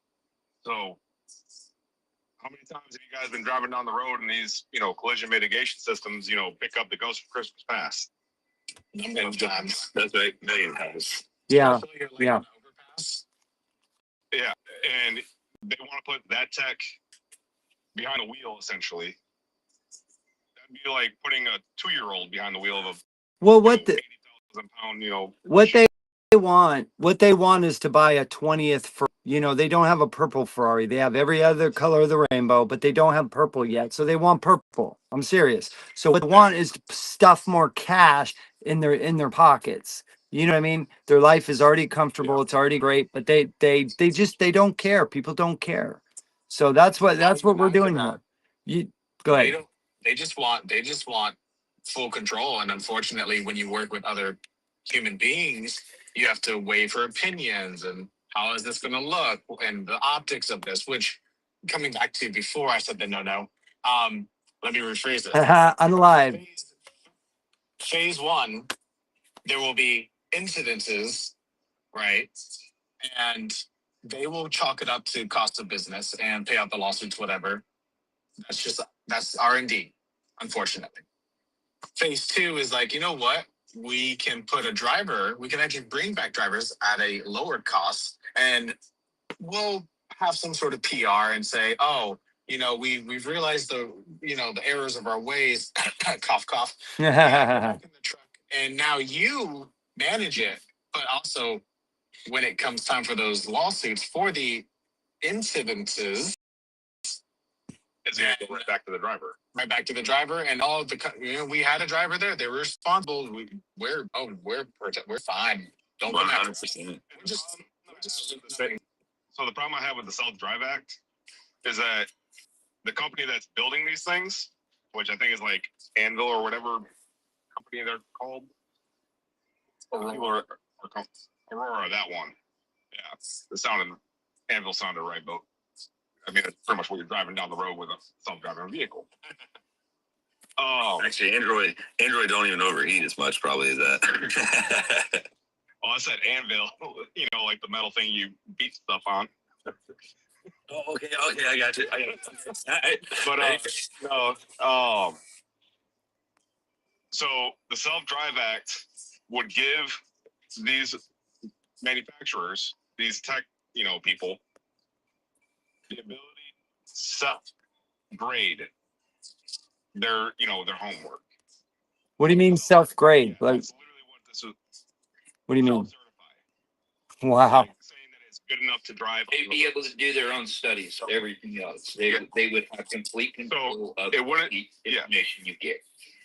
So the federal government wouldn't be the ones that are actually the ones that are certifying it as, safe and, not going to, cut people's lives short. Like, Yeah. that's not, like, that should not be a thing. Like, I don't understand why people are Well- freaking out about that as much as they should. That's as concerning as insider trading. There's no accountability. So y'all listen, you two seem extremely intelligent. You sound extremely passionate. So I'm asking you, please join the team. Join the team. And I'm not just talking here. I'm talking everywhere. Like, build a community and let's start talking about these things and then action, right? Because if 100 men can do that, what can 2 million? What can 2 million do? I'm so happy you said that. I'd like to actually give you context real quick. I love talking about these things, but I never really go out into the community and talk about them enough because of just the way my life is and my schedule. I I have a community of on Facebook of like 230,000 followers. It might be Dude, a page that you guys bro, know. what's the It's name of the, hold on, what is it? Trucker Memes. Trucker Meme? That's you? Yeah, okay. Yeah, we know who you are. Kind of cool. I'm I very didn't realize that. Yeah, nice to meet you. nice to you, man. Nice to meet you. I Follow you.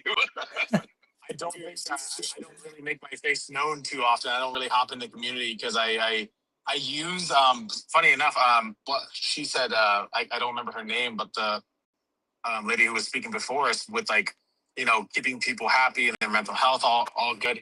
I started that page as a sort of spiteful revenge from an old boss, but also just to make myself laugh on the highway, making Dude. myself sane. Yeah, And the it's whole awesome. thesis of the page is make you laugh, make you learn. And I have absolutely sucked at the learning part, but that's changing soon because I'm developing technology. And Sloan, you talked about like centralized information. I already have that in an app that I've built on my Oh, I phone. love it. See, I knew it. I knew it. It's in beta testing. I knew if, go ahead. So like when I was going on with, you know, like saying like we need to show up, you know, to Washington D.C. Mm-hmm. You know, let's, you know, stage a protest, you know, for the self-drive act. Like if we can get, you know, 100 trucks to show up, you know, that's, you know, another Tuesday. But if we can get, you know, 10,000 trucks, you know, you're talking a massive amount of people. And if you can get, you know, friends, family, you know, to show up. It will stop you. When we did take our country back, take our order back, we literally had to get permits to travel through certain states. They will stop you. Mike, teach them how to though. Teach them how to, inspire them how to do it.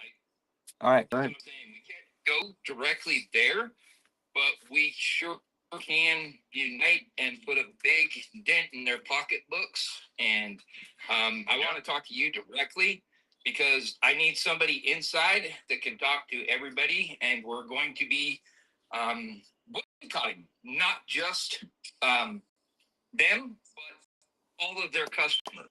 We don't buy their food no more. We don't buy their product no more. If you use their services, we the people don't support you no more. Boom. It's easy. Walmart's our biggest one. Tyson's another major account we have. What's your name, real quick? What's your name? What is it? I need to talk to you on the backside because we could use you far more inside than outside. Because what would a union do to these companies that just bought 500,000 of these if they can't use them? I'm just saying.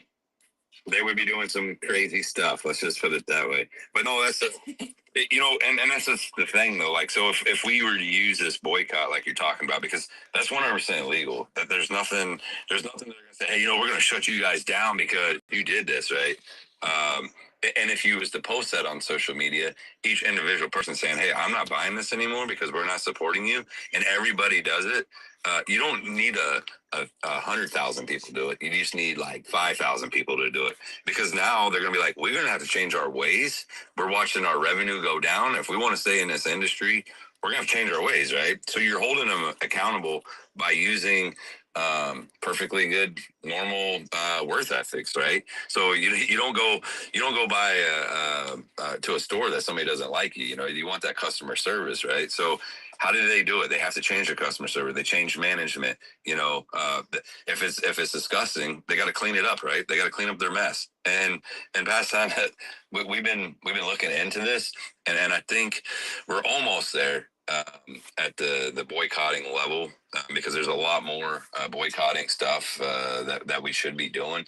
It's just that we have to grow our numbers to get more stuff. We gotta be able to train people all the way across the whole board, right? So if we were to try to put this intimate in tomorrow and say, hey, you know what, we're going to do this, it's not going to have an outcome as if we had one spot for one train and we all took that information, kind of like what this guy going on, you know, with all his followers, learn something and laugh at the same time.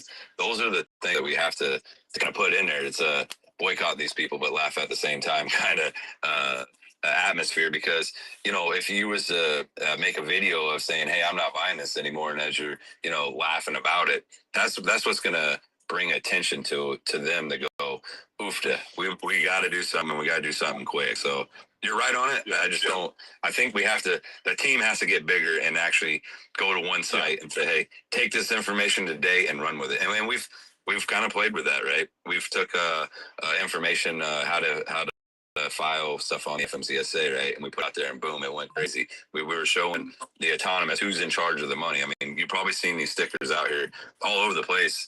And we just did that like 4 days ago, and I think it had like 100,000 people that actually shared it. So if we can get that system built, that's great. That's excellent. And I think you're right. If you stay in the inside and was saying, hey, this is that, but you don't want to put a connection. Like I said, that's for a private message and a private meeting to have that discussion. We need to start holding X meetings, Sean. Sean, we need to talk later. Mike, you too. We need to start talking about holding X meetings, because X is really awesome for a host, a co-host, to kind of help everybody at the bottom that's listening. There's speakers, listeners, and then you can raise your hand on your profile pic if you want to talk. So it's really, but what is your name real quick? With this crocodile? What's your name, bro?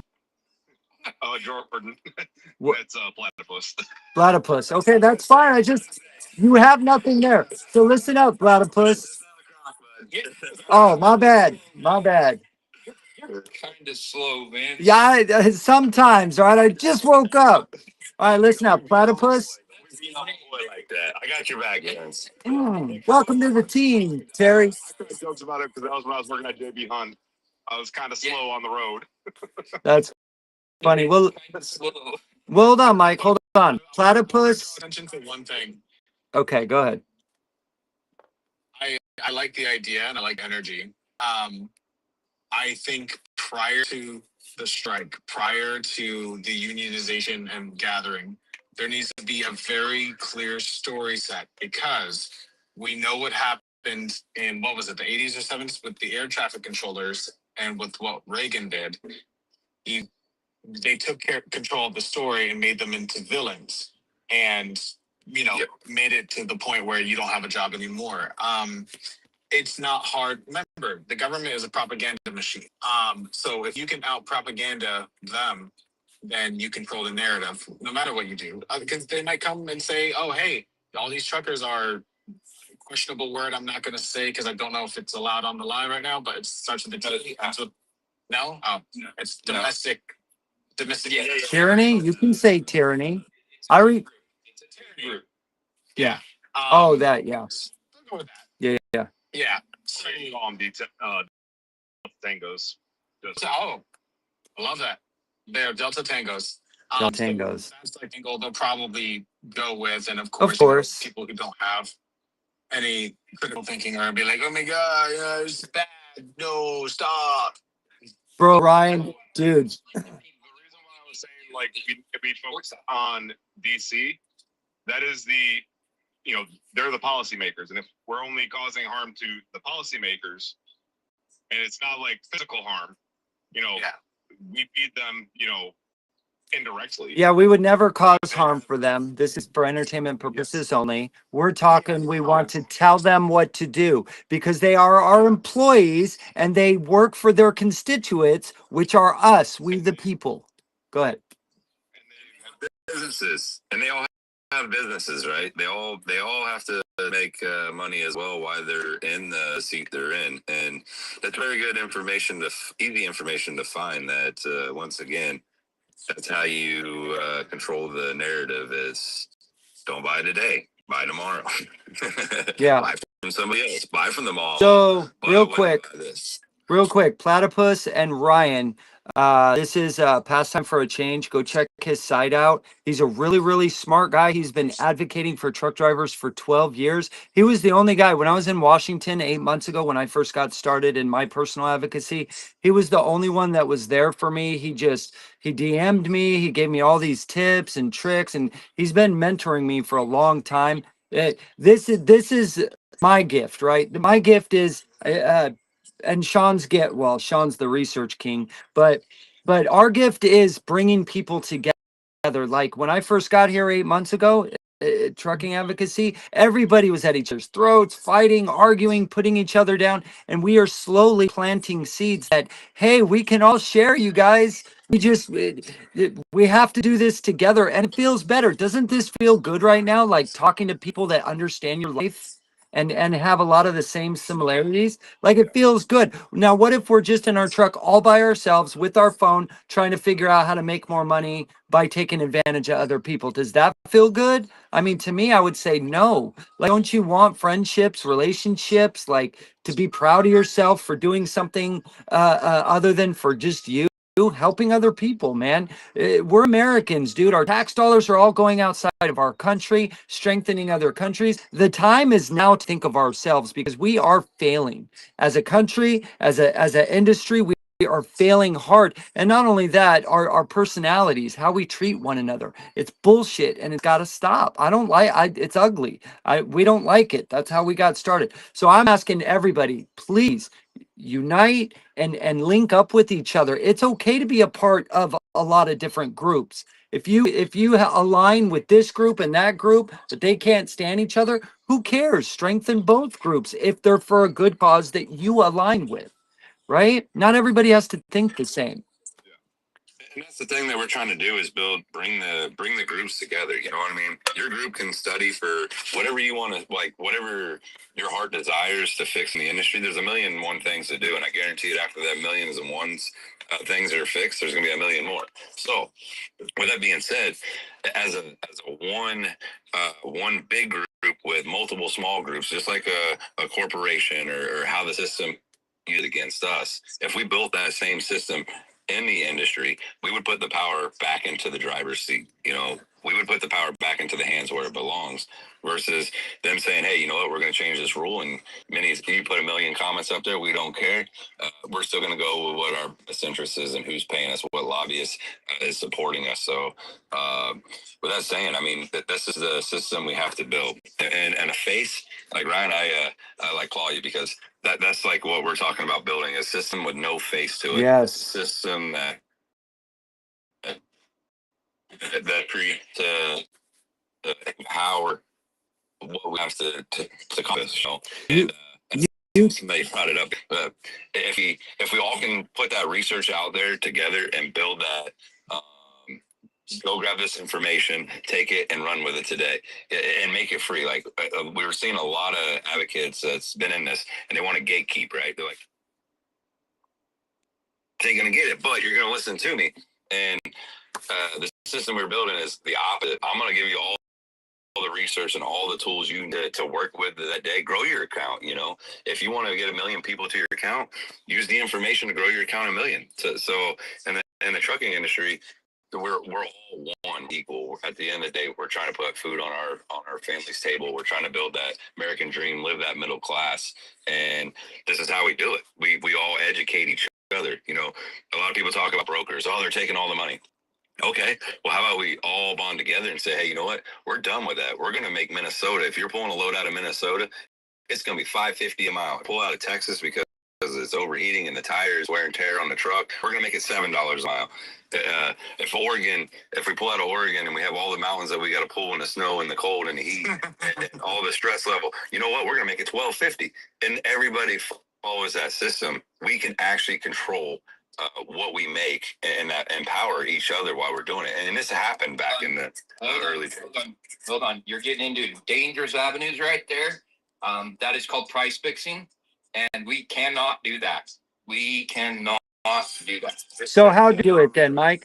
Mike, how do we do it? Landlords can do that together. I feel like we could do it. Yes, we can. You We can do definitely it, can. but you can't say this area, and this area, we're only going to do it for this. You can say, we're not going to work for under this price, then work for there. You see what I'm saying? Mike will help protect you all. Listen to me. Mike comes off a little harsh sometimes, but this man knows what he's talking about. He just he comes off a little harsh, but he's very smart on how to not get you in trouble. So listen to what he's saying. He does know how to keep you We just got to figure out how to get around what we can't do. Does that make sense? And it's possible to get around it. We might not be able to go through it, but we can go around it. We just got to figure out how. That's it. We could do that together. We can. Go ahead, Mike. Sorry. You know what, Mike? I'll have to DM you personally, because the concept behind the app itself is the existence of the app by itself is a threat to like funding for a lot of like cities, and it takes revenue out of the police departments and things like that. So I'm definitely painting a target on my back once I release it to the public. So Ryan, so what you do is you reach out to the men and women that are willing to take those risks and lose everything. I'm willing to lose everything to make America better. Not many are, and that's okay. We all have our own gifts. That's what I'm saying. I'm sick and tired of it, dude. I want to help build something great for my children, dude. I don't want to lose this constitutional republic. I don't want to disrespect our ancestors by not keeping it going. I want to make it greater. We want to truly help make America great again, 2.0 version. And if it costs me everything, including, what, so be it. I'm okay with that. Millions of other Americans has done that, so I could have the 48 years that I've had, and I've had a good life. So you know what? If it comes to that, so be it. I wouldn't be the first, and I won't be the last. Thomas Jefferson said, centuries ago, he said, the tree of liberty will need to be watered with blood of tyrants and patriots every so often. So what are we going to do? Huh? And sadly, we're getting to a point in our nation's, timeline, the little, experiment that is, the constitutional republic, where that is becoming more and more necessary. It is. Sadly, you're right. It's horrible. I'm not trying to explain it a little bit lighter. Okay, how you say it is what matters. So, like for instance, saying that we're going to go on to a STR AKE, okay, it's not.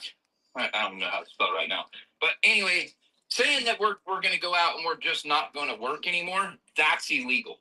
Okay, but saying that we're going to go on vacation and all of us are going to go and we're going to hang out at the lake together and drink beer, that's not illegal anymore. From this date to this date. From this date to this date, for 7 days, we're all going to go on vacation. They can't stop us. Nobody can stop us from doing that.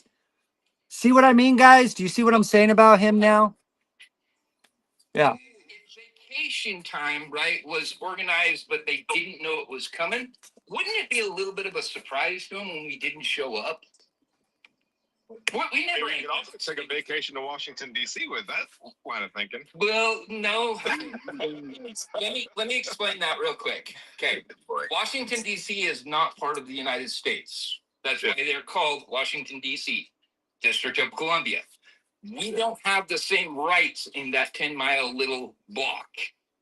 Okay, so we lose our rights the minute you go into that little 10-mile block. So we want to stay out of that block, and we want to affect our representatives that go there to make our laws, right? We want to say, you're not going to have that squishy little seat anymore if you're not going to represent me, right? That's where we make traction. We can't go to DC and honk our horns and do all the things that we've always done. We can't go and say, we're not going to go to work.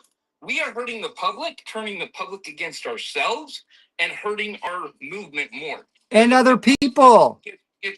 And the public. We don't want to hurt the public. We love the public, right? We work hard for our people. Yeah. We definitely don't want them against us. Right. Well, there's two reasons for that on my end. Like, I swore an oath. Like, I may be out of the military right now, but you know what? That oath didn't have a fucking expiration date. That's right. That's right. No, you're fine. You're fine. This is our country. We need to protect it, but we just need to watch what we say, because We build. realize that the government is really. Can I get the floor for a minute? You guys are going way off. So it's just like It's just like Ryan was saying, if you build something without a face, there's no face to put a target on it, correct? If you stay behind the backgrounds, just like what I'm saying, if you wanted to move the price of this area be in this area, it's not me. It's not you. It's not, it's a whole system created to say that this is what we're going to move that for. There's no face to say, Sean said this. There was no spot for Pastime or Mike to say, we said that. If we build a perfectly educating each driver on how this works, there's no system. There's nobody, there's no kings, there's no queens, there's no princes, there's no nothing. It is a system designed to perform it. So when you guys are talking about it, when you say we, how about say team, system, trucking something, a name that does not say your name or a person or a human, or it's a name that has nothing to do with anything in the industry. And that's the part we got to educate people. When you say, I am going to do this, right? That means you are putting your contract, yourself out there. But say the trucking council is doing that. Who are they going to blame? Who are they going to put target on? Who are they gonna push? There's nothing. So I just want to keep that clear. When I'm doing research, that's the stuff I'm looking for. I'm not looking for, a system that's an agency. I'm not looking for that. You build a system that has no power in it. The people actually create the system, and that's how it works, and that's how you run, and that's by educating, right? So the education part of saying, hey, this is how you run a perfectly business, this is a fuel surcharge, all that stuff, that information goes. And we have social media. I talked to guys that were back in the day that was trying to make movements, and they're like, dude, if we had social media back in the day, you think we were powerful then? You should have seen us if we would have had it. Like if we could have reached 1 million people. We're running on CB radios and we were in truck stops, but we have this power. We have it. So the system was designed through social media, so no one would ever own it. The only way you're going to shut that down is saying, hey, we're not going to control that, is by shutting every social media down. And that they'll never do that. It'd be impossible. So that's, I just want to get that clear out there and get that off my chest when you guys are saying we and I. Let's not do that, because that is putting, again, a target on your back. But if we put a name to it, that name, it doesn't exist. I think the name should be, I don't know why of all things it came to mind. And I'm going to be very careful because I know the word is involved here. Something to do with a mushroom, because if you get rid of the top of a mushroom, you still have a roots, and it will go and it will carry on and it will grow. And it's also known to grow on things that, yeah, so things that are rotting. I figured it out. Yeah. Yeah. If it's rotting, there's mushrooms, and you can grow something from that. So, our highway systems are rotting. I think that's a good metaphor. Yes, they are. Look at it. Look at all just like with pew pews, the most dangerous metropolitan cities are free pew pew zones, right? Because they expect, they hurt the 99% of good people that follow the law. They hurt them instead of going after the 1% of criminals that don't listen anyway. That's why, I mean, if I was a criminal, I would go to a pew pew free zone, because that's where I would want to do my criminal activity, because nobody has a pew pew, right? Because it's a pew pew free zone. The only person listening is good people like us. It's ridiculous. It's the same way with tolls. The most expensive toll states are the worst highways in the country. Am I wrong? Am I wrong? Indiana, Pennsylvania, okay, King in Arizona doesn't have a zone, but Tennessee, look at Memphis. Wow, I need a new alignment every time I go through there. It's insane. Real quick, Mike with Moonshine. Yeah. Gretchen Whitmer said she was going to fix the damn road. That's right. Moonshine, do you want to say anything, bro, or no? Because I'm gonna drop you down if you didn't have anything to say. He's been really patient. Yeah, I was just waiting for everybody else to get done talking. Well, this got carried away because we got some new awesome people here. So sorry. Yeah. We lost Platypus. I sent him a follow, so I'll send him a private message so we can kind of talk, outside of the realm. We'll even probably move to a different platform just to have conversations that won't. You can say whatever your freedom of speech is, Bro. Yeah, it's great to have him on the team. Sean, we have our permanent lives, so everybody knows Tuesday morning, 10 a.m. Pacific. Ryan's at the airport. Friday, we have 6 p.m. Pacific. And Sean, you and I should talk later about doing a meeting, a private meeting on X. Sorry, guys. That's okay. Let me mute you for a minute, Ryan, just for, oh, I think he did it himself. Okay. So yeah, Sean, we're going to talk about that. Just the people that want to be involved in a private meeting. Maybe we'll do that Saturday night on X.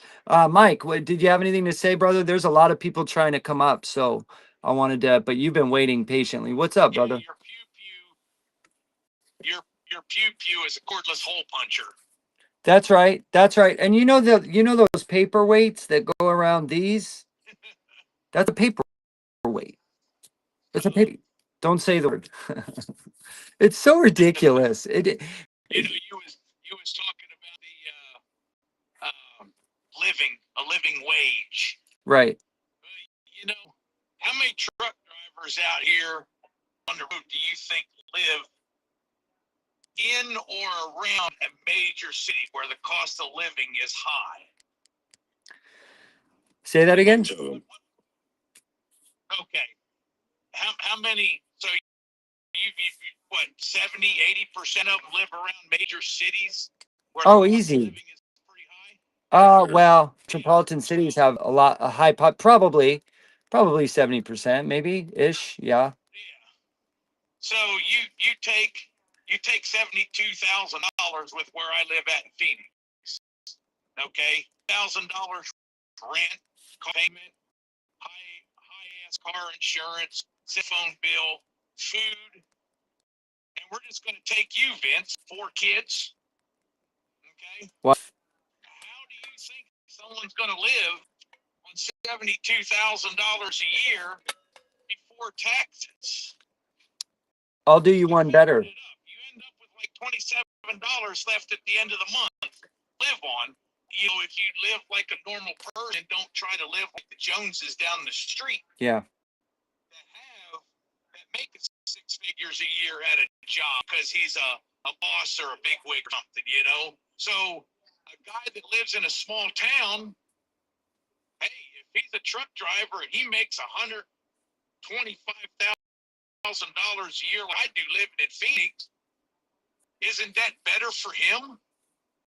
It definitely is, but for me, it makes it better for everybody. So it is. not everybody.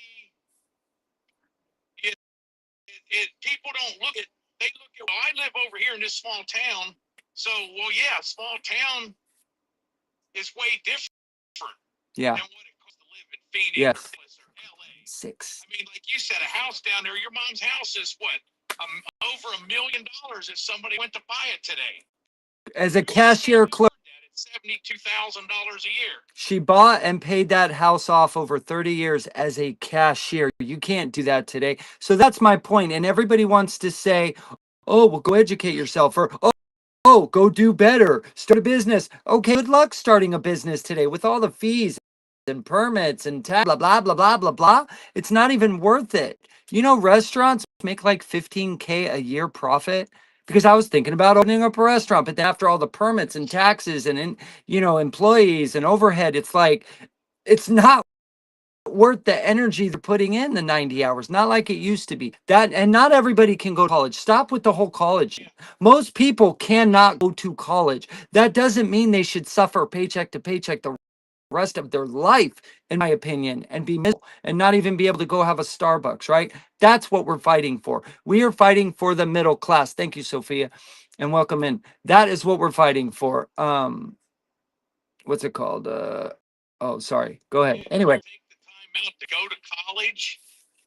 Go to college for something that you can actually get out of college and get a job in. Welcome to the team, Telly. That's right. College and major in art history. How many jobs are out there in art history? Or, some of the stupid things that people are. Yeah, it's silly. Poetry. Yeah. It's silly. Yeah, we don't need poetry. Thousands and thousands of dollars, and you went to college for something that it's either a low very few people in that field, and there's hardly any openings, or you went to college for something that is irrelevant to day-to-day life. Literature, poetry, art. These are cool things. Yes, we need poetry and art and literature, but we only need like five people in literature. You know, plumbers, we need millions. Electrician, we need millions. Truck drivers, we need a couple million. You know, and these are the. Something. Oh, Go ahead, Ryan. Then they're standing in line wanting the government to bail them out of their college payment because they didn't pick something that was relevant to society to where they could pay off their college tuition. Right. Right. You know? Yeah. That's right. That's right. Things that benefit the entirety of society, like engineering, STEM, minor in whatever you think you want to do passionately, like aside like art or music or whatever. I agree. That Something. 100%.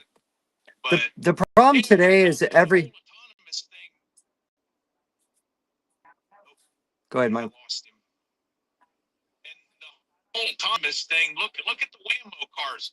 Look at how them things screw up on a daily basis. Yeah. Well, they want to let an 80,000-pound truck running up and down the highway. yes. Yeah. The reason that they've had so many thousands of miles safely executed, supposedly, I haven't told you how many accidents they've had and how many mishaps, because right now, everybody that is testing these things is watching them through a microscope, making sure to do everything 100% correctly. And when Hirschbach gets their 500 trucks, do you think that they're going to have people watching them trucks like a hawk 24 hours a day, 7 days a week going up and down the road? No, because that's different. Everything is the exception of the rule. Oh, I'm glad you brought that up, Mention, Mike. You know, if you look at the what they're asking for in Congress right now for that Safe Driving Act, they want to be self regulated. Basically, they want to be. They don't want to have to put it into the FMCSA that this is how much incidents they had. They want to keep it all in house, and that's where drivers need to be aware of it. You know, we need to say no if it's not fair for us to do it. It's not fair for you. The system's been built for hundreds of years that we all we open up our books. Why is a tech company allowed to bypass what we've built as Americans, truck drivers, and put the hard work in and put the seat time in to build what we have? And the tech say, hey, you know what? All that's out the window. We're going to right here at home on our computers. We're going to keep that information. We're going to keep that data, but we're not going to share it. We're trying to get advocates right now to stop gatekeeping. That's what they're going to be doing. They're going to be gatekeeping it, but it's going to be on a far, far harsher level because we're not going to be able to know how many accidents happen, how many mishaps, how much. A guy came in our live the other night. We were doing one, and he said, these machines take an hour to do a pre-trip, and that sunk with me, right? And I'm like, wait a minute. As humans, it takes us 15 minutes. It takes us 15 minutes, 20 minutes, just throw the whole 9 yards. That's what the studies are showing. That's 15 minutes of an average person to do it. And he's like, I think it's way more safe if it's doing an hour. But then I'm like, is it really safe if it is taking an hour? Our airplanes don't even do that, right? To fly in. So why are we taking technology to say, hey, it took 1 hour before we can crank these trucks up and move down the road? So there's a lot of stuff in here that is coming to light. They're slipping up. When I do research, I'm listening to voices and how they're handling themselves. When they slip them, say we and I. Is he pointing it out for? I'm not for sure what's going to happen, but we're gonna just do the old F around and find out kind of moment. and how many lives are going to be at stake and why we do it this way. And that's what is crucial, that we get all this information out there, that everybody can actually hear it, be on the same page. You can tell when somebody's is less researched. When I people come into this channel, I can understand. I can tell when somebody has researched way out and beyond, and I can tell somebody that's only researched just a little bit into it because they know the words, they know the vocabulary of what they're hearing. So, Oh yeah, I'm glad you brought that up. It's a good John. point. Let me make a point real quick to everybody.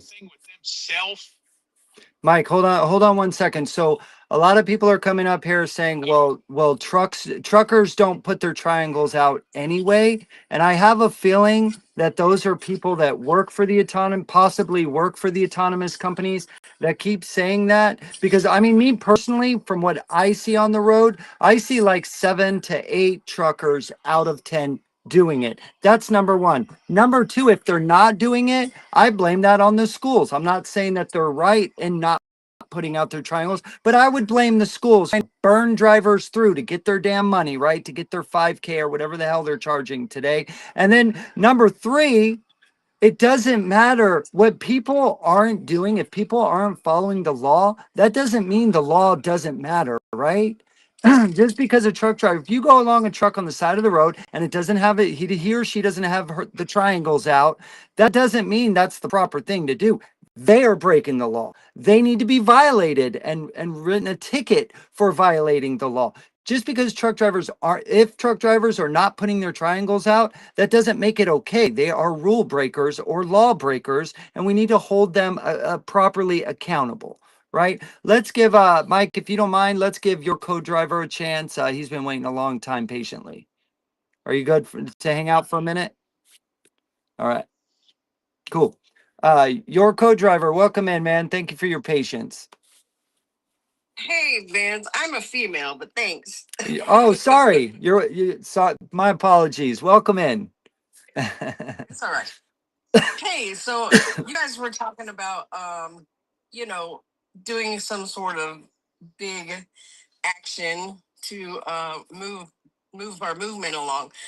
So I just wanted to specify that I'm talking about the past. So it was About a month ago. the second depression. No, about the second Great Depression. It was about 2008, I think. Oh, We were all going to park for 24 hours. Okay. Like a whole bunch of us, owner operators, company drivers. We were going to park for 24 hours. So there was a big date. I mean, there was a whole bunch of us. It was going to be very bad for a lot of people, especially. I remember this. So all of a sudden, it was like 2 days beforehand.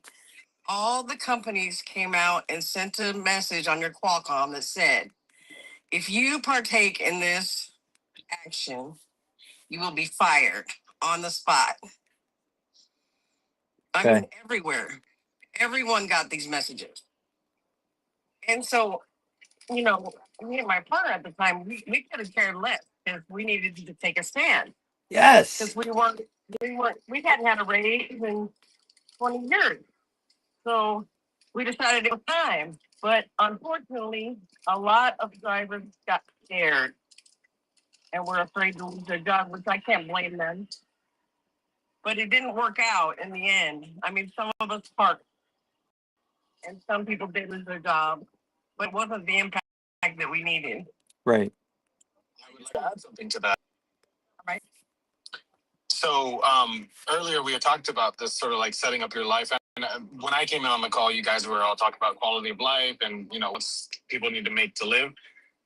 That same fear of like, oh, you know, I don't want to lose my job or anything. That is why I set up my life the way I did. Because somebody like me can absolutely go out there and do that. And okay, fired, cool. Anyways, I don't have bills to worry about. I don't have a mortgage or the kids. So since the population seems to not want to have children anyways, and maybe we'll get to a point where those same people can also be truckers and, you know, they'd be able to willingly to take more of a risk for exactly that. Because if the company comes to you and says that, one, feel like that's a constitutional violation somehow, and two, call them on their bluff. Do it. Right. I agree with you. Me and my partner definitely part for the 24 hours and not get fired. So, I mean, like I said, it scared enough people that it didn't do what, you know, what we wanted it to do. Well, If you got fired, then you'd be living the American dream via lawsuit because you'd absolutely cash out.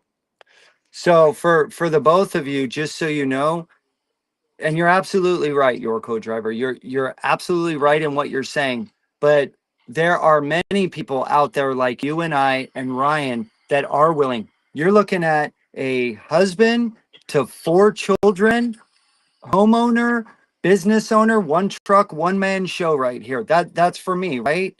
I have a lot to lose. I am willing to lose it all for a better tomorrow. I am. You know why? Because our forefathers did that. Our forefathers did that for us. So I'm willing. It's time. It's time. So what? Like Ryan's saying. So what? You lose your job? Go get another one tomorrow. And I guarantee you, if we all take a stand, they're going to be begging us to come back to work after our vacation for a week. They're going to be begging us with a raise 3 times more. Well, here's the thing, Vince. Hold on. I want to floor for a second. So the only thing bad about is if everybody was just to park their truck and say 3 days, we're not going to have anything. We're putting a lot of innocent people's lives in jeopardy, right? It's not the kid that's fighting cancer in the hospital that he needs that medication's fault, right? That we're not getting paid. It's not the grandma that's put her whole livelihood into to get that food, and she has to get down to the homeless shelter to eat, and there's no fuel there. That's not her fault. That's our system. So is there ways that we can do it besides out parking trucks? Absolutely. And before you try to do a plan, we have to have critical thinkers like Ryan saying, hey, how about this angle? We need pastime saying, hey, what do you think about this angle? We need your co-driver saying, hey, we tried that. This is how we failed. So when we put something together, it's going to be 100% solid. Everybody's on board. We educate each other, and we say this day is the day that we're going to do something about our pay. We're going to do something about our wages. This day, we're going to do something about we're tired of technology controlling our lives. This day, we're going to worry about toll roads. That our industry is being over paying toll roads and for infrastructure that's not being built. Then on this day, we can fix all the problems, but first have to really put the thinkers in the group and say, tear this apart. Let's make this plan, and we're going to run with this plan. We're going to roll with it. And we have to do it as an industry as a whole. We can't interfere with innocent people that that has no effect on them. They've done their time. So when you guys saying go on parking, that's just kind of brought my mind that we don't want to do it that way. There is so much technology out there that we can use to our benefits. Every time I see something on TikTok, right, and it's talking about autonomous trucks right now, you see them out there. To me, that's like a poster board. That is like protesting. We can't go to Washington D.C., but that's on social media by putting out we're holding our sign out there, right?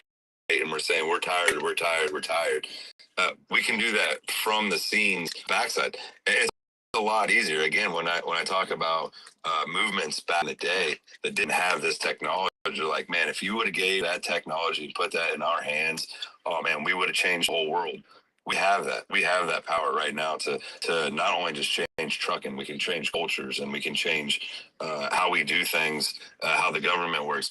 Like, what we have to have these people in trucking because there's truckers there's lawyers, there's doctors, there's every breed of creatures. Ancient is what I want to call it because we have it. We just got to find those people. We got to dig them out. We gotta say, hey, you know what?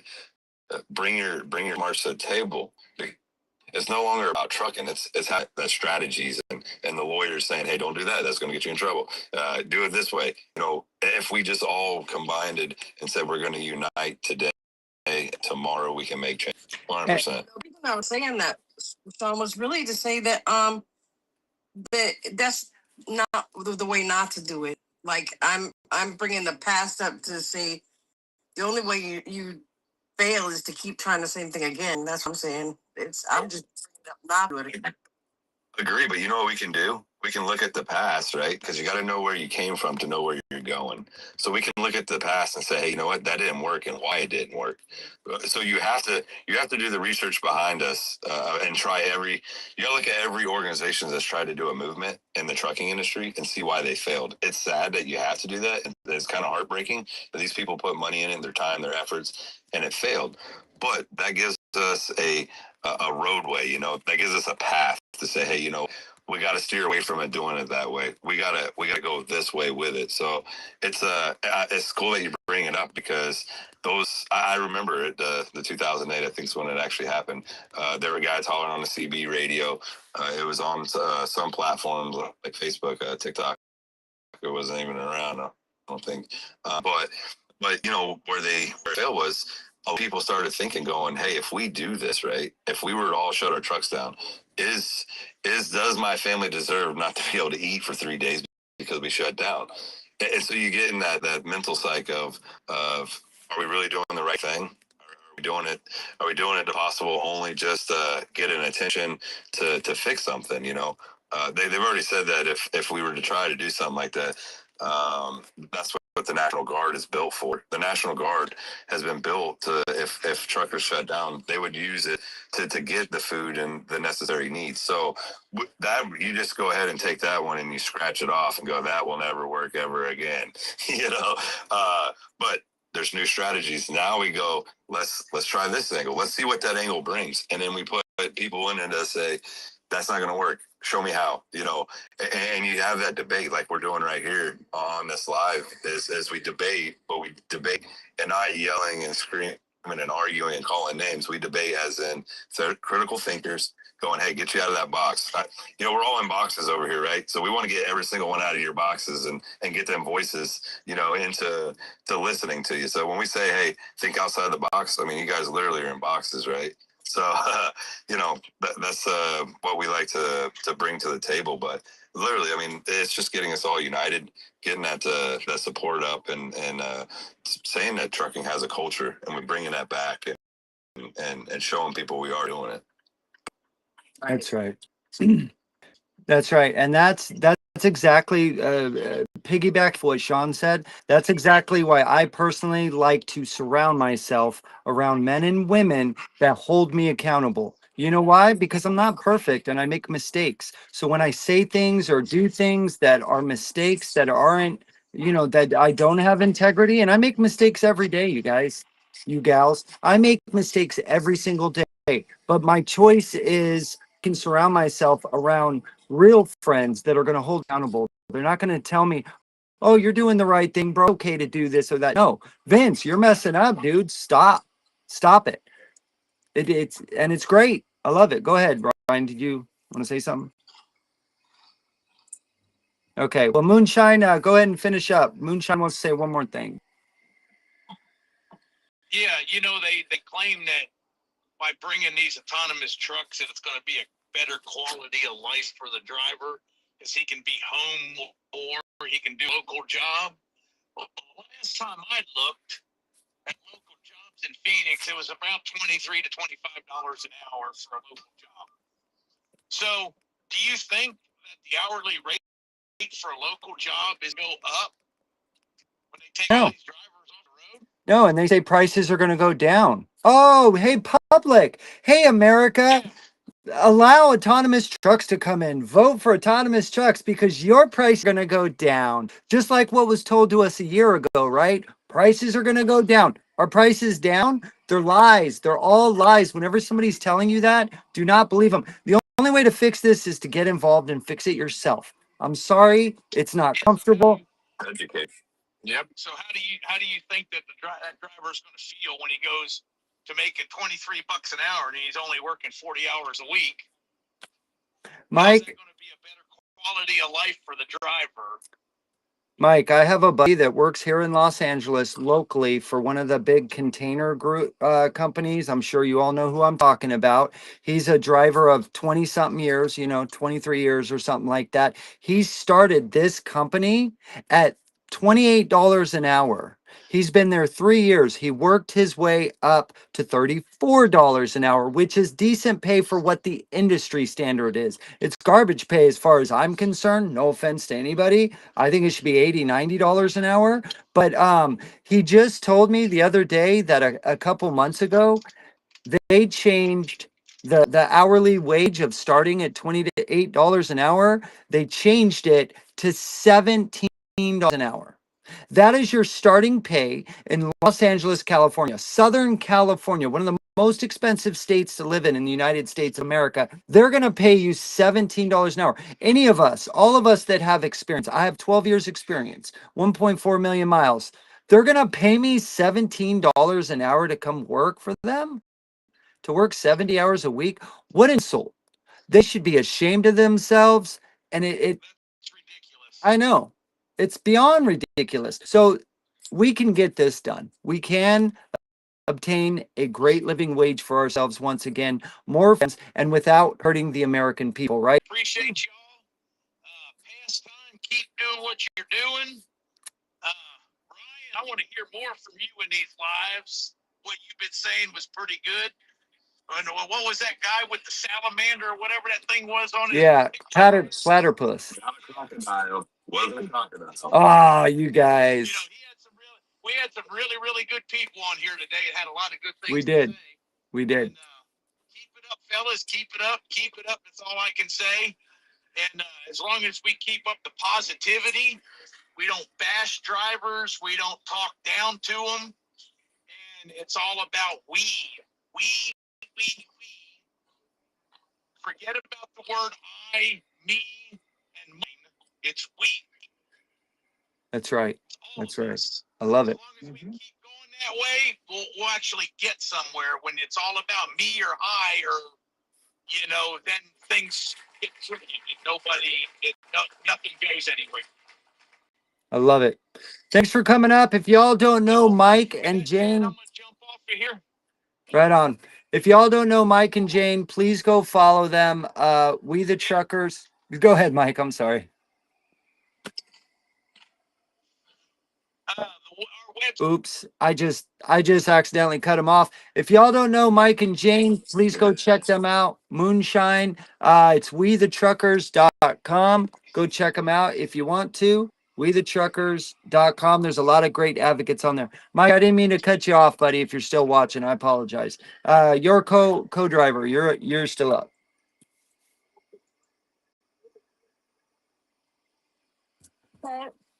So my thought was what we should do also is maybe when we finally get this group grown and going, we should as a group make a pledge not to get in those autonomous vehicles.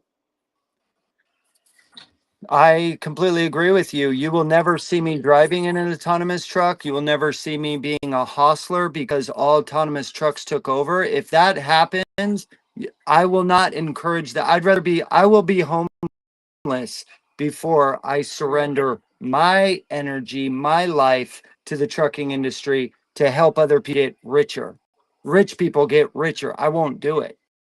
I'll lose everything before I allow that to happen. That's just me. Everybody has to make their own decision, but that's what I'm doing. Not doing.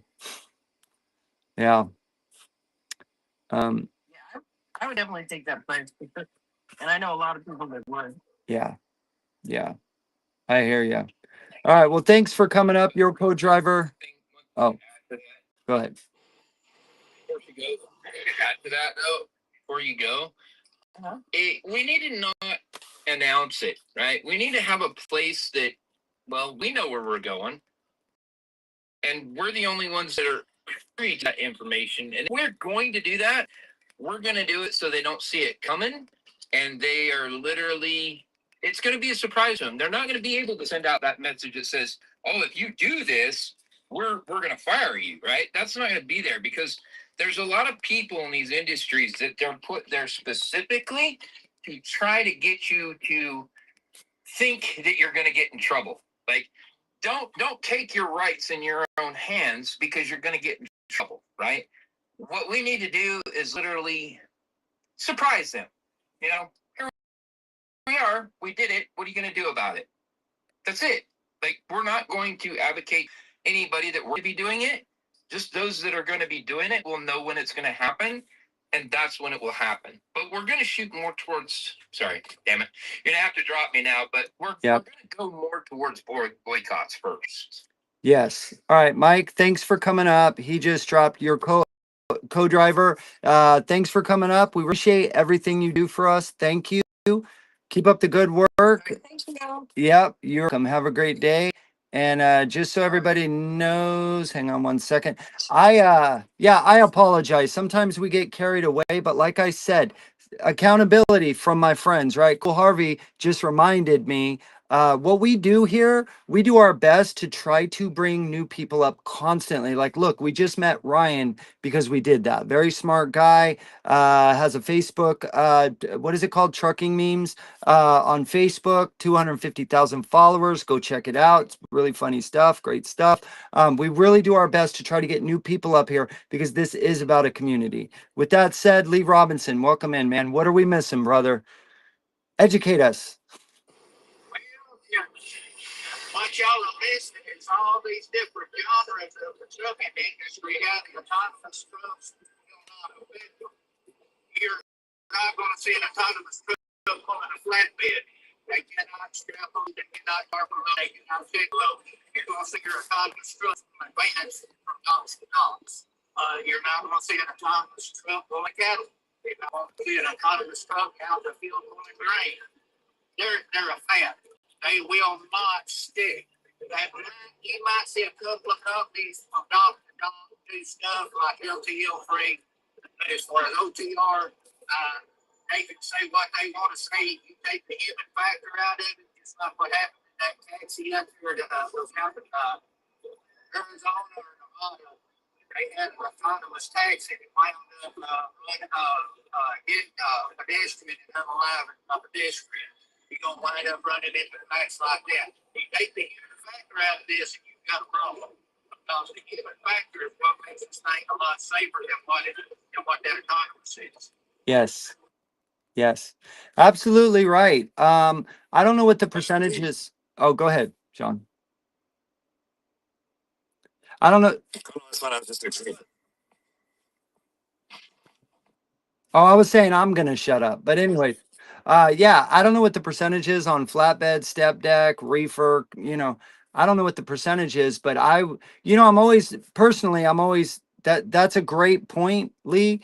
I'm always focusing on the majority though, personally, which if correct me if I'm wrong, is dry van and reefer, right? Would be, maybe reefer wouldn't even be the majority. Dry van would be the majority. So I'm always focused on, we're not focused on the people that are doing okay. We're focused on the people that are not doing okay, that need help, the middle class. And in trucking, again, correct me if I'm wrong, but I would assume that dry van is the middle class.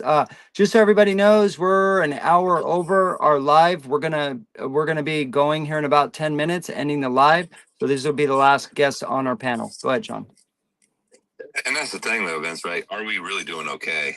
That's the thing. Even No. if you think, or if you feel that you're doing great right now, right? You're like, dude, I got this market beaten down. I'm making the, I'm doing the best I can right now, and I'm doing. Are we really? Anybody done the studies that actually show that you're really doing well? Yeah, you might be getting it above average, but are you really above average? We have to look at this as a whole system, the whole industry, right? Yeah. And say, what was it getting paid 4 years ago? What's it getting paid 5 years ago? It'd be like working at McDonald's, right? And you get a little promotion and they give you a quarter and you say, hey, you know what? I'm doing better.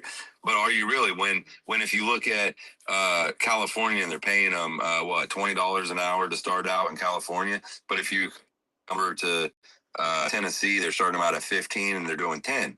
But as a whole industry as a whole, we should be getting what is fair wages. We should be getting that California hourly wage like they're doing at McDonald's, because we don't know what it is. But you know what? When we build a team and we get all these people that actually know how to research and say, hey, you know what? You guys are actually should be at this level. This is what you should be asking. This is where you'd be at. Educating the other people in this industry to say, hey, you know what? These are the numbers you need to be getting, but you're getting them. So how do we change that? Well, that's simple.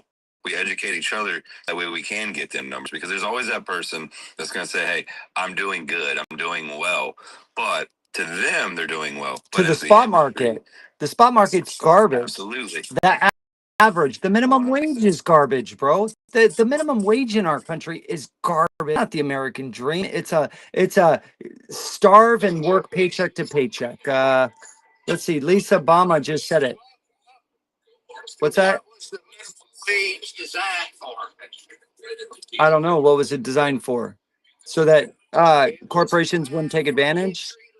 It was designed for entry-level jobs to get your training in. When I went to work at 15 years old, I was $3.35 an hour.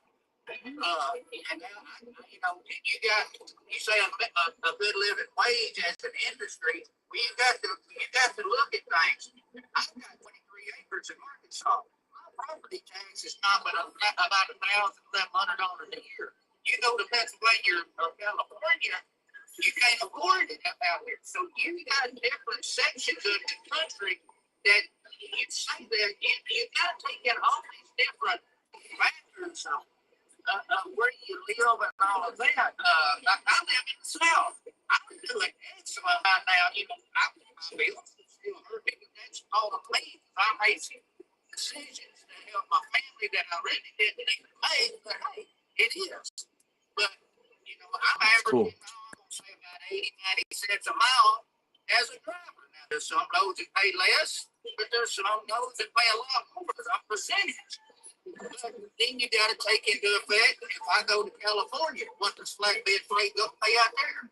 I don't go out there. Because your fuel costs $7, $8 a gallon, where I can get fuel back at my house for about $4.50 a gallon. Right. Well said. Well said. In that, it's kind of hard to say all this. You put us all in my category. You're right. You're right. And that's like a minimum wage. Wait a minute. We can. I tell you why. If we get a minimum on our wages, right? 2 years down the road, what's going to happen? Everything's going to eventually crawl up to that, and we're going to be right here in the same product. And then we're in socialism, right? Then we're in socialism, right? Well, it's not socialism. It's a free market. Because if it costs you more to operate, you're going to charge more. If it costs the company more, they're going to charge more. I got a better solution. Let's lower costs. If it's a lot better for costs to lower than it is for us to increase prices because prices are keep climbing to meet our demand. For instance, 1995, my dad bought a brand new over-the-road Freightliner Classic, $80,000. You buy a truck comparable to that these days, it's going to cost you over $200,000. It's because of everything added on to the EPA standards, all of that. Freightliner only offers one model of truck now, the Cascadia. Western Star only offers one model. So, they have just, it's all the regulations that are killing. Exactly. EPA regulations off, want the trucks prices go down because they're sitting there to watch on. Yeah. Lee, I gotta drop you. Come right back, okay? I gotta drop you because you should have sent unalive, brother. I'll bring you right back up. In the meantime, Cool Harvey. Or what's up, Sean? I think you're misunderstanding what I'm saying, though. So when I say $15 an hour in California or $20 in California, the value of it right now, like you said, the fuel price is at $7 a gallon or $8 a gallon over there. If you was to take a load out of there, it's not going to pay the same amount as much money as it would pay in Arkansas, like he's saying. So if we can take and again, he said, well, I set myself up, my family set up, right? So we're putting personal in it instead of industry. We're putting our feelings and our thoughts into this instead of saying, hey, as an industry, how do we fix this? So I just want to make it clear that when you're thinking, you got to get that mindset out of your head that I'm thinking for myself or my we got to think as a whole, the whole industry, every person involved, not ourselves, not we.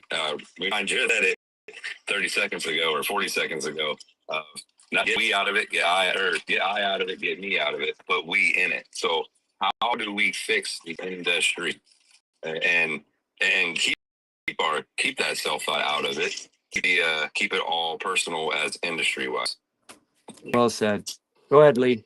I would like to. Get all your, what do you call them, all the people with the ATA from out of your politicians and keep their nose out of places they don't belong. And listen to our business. And keep my ATA. Even though I'm a member of IDA, he still about it. Let us be the one to go up there and talk to them, get all these special interest groups and all of that. That's where we need to do. Put the power back in drivers. Get the law Back in drivers. out from up there, and let's start loving ourselves. That's the only way you're gonna change. Lee, I want you running for FMCSA, okay? I want you running for FMCSA next term. Derek Barnes out, Lee Robinson in. I'm voting for you. Let's go. I ain't got the temperament for it. Well, I think it doesn't really need to be a person, right? I think you need to put the power back in the driver's seat. When I say that, I mean company drivers. I'm talking about every person that's driving. If you take the power and put it back into the hands where it belongs, that's holding the steering wheels, that's got that half folded on there, those are the people that need to make the decisions, and we can. It's just getting together and uniting to make the decisions that we need to make. So, again, get the power out of all these organizations. Put individual power into the driver's seat. I would like to expand on one thing that you talked about. He talked about, like, being the personal life and personal feelings into that, like, I'm doing good, and changing the language of we versus I and all that other stuff. I don't disagree with that. I also think, though, that there's an opportunity there, because if we ensure that the person out there who's not a driver yet, who's interested in coming into this industry, if we say, hey, listen, welcome to life, welcome to this industry. Here's all the traps, whether it be financial, whether, hey, just like what we talked about before with eminent domain, do you really want to buy a house if you're not, like, don't put yourself in such a position to where you don't have the power. Because if you keep yourself relatively low risk, low burden, like myself and the other gentleman, I didn't see who was saying it, but if you set yourself up for flexibility, then yes, you're going to be able to make more changes professionally too, and you can take on more risks. So it all starts with personal power for sure, and that's back to my whole thesis of, like, an educated driver, period, Right. is a better, safer driver. So inform the public of their options and let them become educated and be a critical thinker and come up with their own conclusion and make their own decisions, right? Don't we all like to do that as human beings? We're a little rebellious, but we want the truth. We want transparency, and then we want to make an informed decision ourselves. We don't want anybody making a decision for us. I don't personally, so Lee Robinson, I'm going to drop you, brother. Thanks for coming in. All right. Any last words there, Lee Robinson? Would love to talk to you more too. And don't forget, 38 years over 4.5 million miles per engine. You better hurry. Wow, brother, we need you on the team, man. We need to talk to you more. So come back and see us, okay? And thank you for your service. Truly. Thank you, Lee Robinson. We really appreciate you. And you're right about that. Like your personal changes, your personal beliefs. That's definitely is a thing. But when he was talking about changing the industry, that's when he was using the I. So, like, if I'm going to use the I, I'm going to, like you said, I'm going to, not buy a house. I'm not going to do this because that's my personal, I'm going to take my I and bring it into the industry as how can I help the industry? That's what you were trying to get out. I just wanted to make it, you were on it, but it just wasn't, it was a little wonky. Yeah, that's what I'm going. Yeah, but yeah, exactly. So you use the I and bring it into the industry, and leave the industry as a whole as change. And that's for the part where we use we and as a team and all of that stuff. So yeah, at least we got the point across. But I was just like, I know what he's trying to say, but I think he's he's he's over here, so we'll bring him back. Right on, right on. Financial decisions, everybody. That's right. That's right. No, you're right, Ryan. I think about that now, bro. Like I am exhausted, dude. I'll be honest, at 48, I'm exhausted, man. I've been working since I was 15 and a half. Legally, since I could legally work, I have been working. And from 18, I've been working 50, 60 hours a week. Now as a truck driver the last 12 years, I'm working as a business owner the last 9. I've been working 90 hours a week and I am exhausted, bro, but I can't give up. I can't give up on my kids. I own a home now. They are traps in a way. I wouldn't change it for the world, but like you, I'm already educating my children like, hey, you have 2 decisions to make. This is where this one's going to lead you. This one's where this one's going to lead you. So make your decision for you that best fits you. Because I'm exhausted and I can't give up. Once you have a child, that is your responsibility for 20 years. And even thereafter, to me, my children are my responsibility the rest of my life and my parents. To me, that's just me. It's not for everybody, but everybody should make a smart decision based off that. We're gonna get to Ryan. I'll keep you here for a second. I want to say some last things to you. Cool Harvey, welcome in, brother. Thank you so much for your patience, and thank you for keeping me in check, Cool Harv. Like you said it, you're like, dude, bring some new people in. Like, what are you doing? This is what I love about you guys. I make mistakes all the time. Right. No big deal. I'd like to see this live improve and grow. And if you keep bringing the same people up and talking about the same things, I feel like it's probably not going to grow that big. Yeah. So, you already know what I'm trying to say. First and foremost, I'd like to say I'm sorry to hear about your dad. Thank you. I know that's a tough thing to go through. Yeah. Secondly, when it comes to your kids, another thing that you can do to help them in life, and a lot of people don't realize this, is to get them a line of credit when they are younger. When they are juvenile, you can get them a line of credit. Go borrow, a couple $500 from the bank, pay it back. That builds their credit. So when it comes time for them to be able to buy a house, they've already got the credit. See what I'm saying? So, so another thing I want to say is, y'all were talking about going to Washington. I don't think you ought to go to Washington. Exactly. The reason why he said Margo is because Washington is D.C., not the state. I think we ought to make the government come to us. We get our stuff together. Now you're talking. Now you're talking. And everybody can get together and take a vacation. And it would be just awesome if we did during Blitz Week, just to prove 2 points. First and foremost, we're going to take vacation. We're not going to play your game. We're not going to play it. And everybody can get together in a park. And we can do that somewhere else, not Washington. And everybody that's there, as it grows, can sign a petition. You can have a physical signature on a petition, or electronic signature. You see what I'm saying?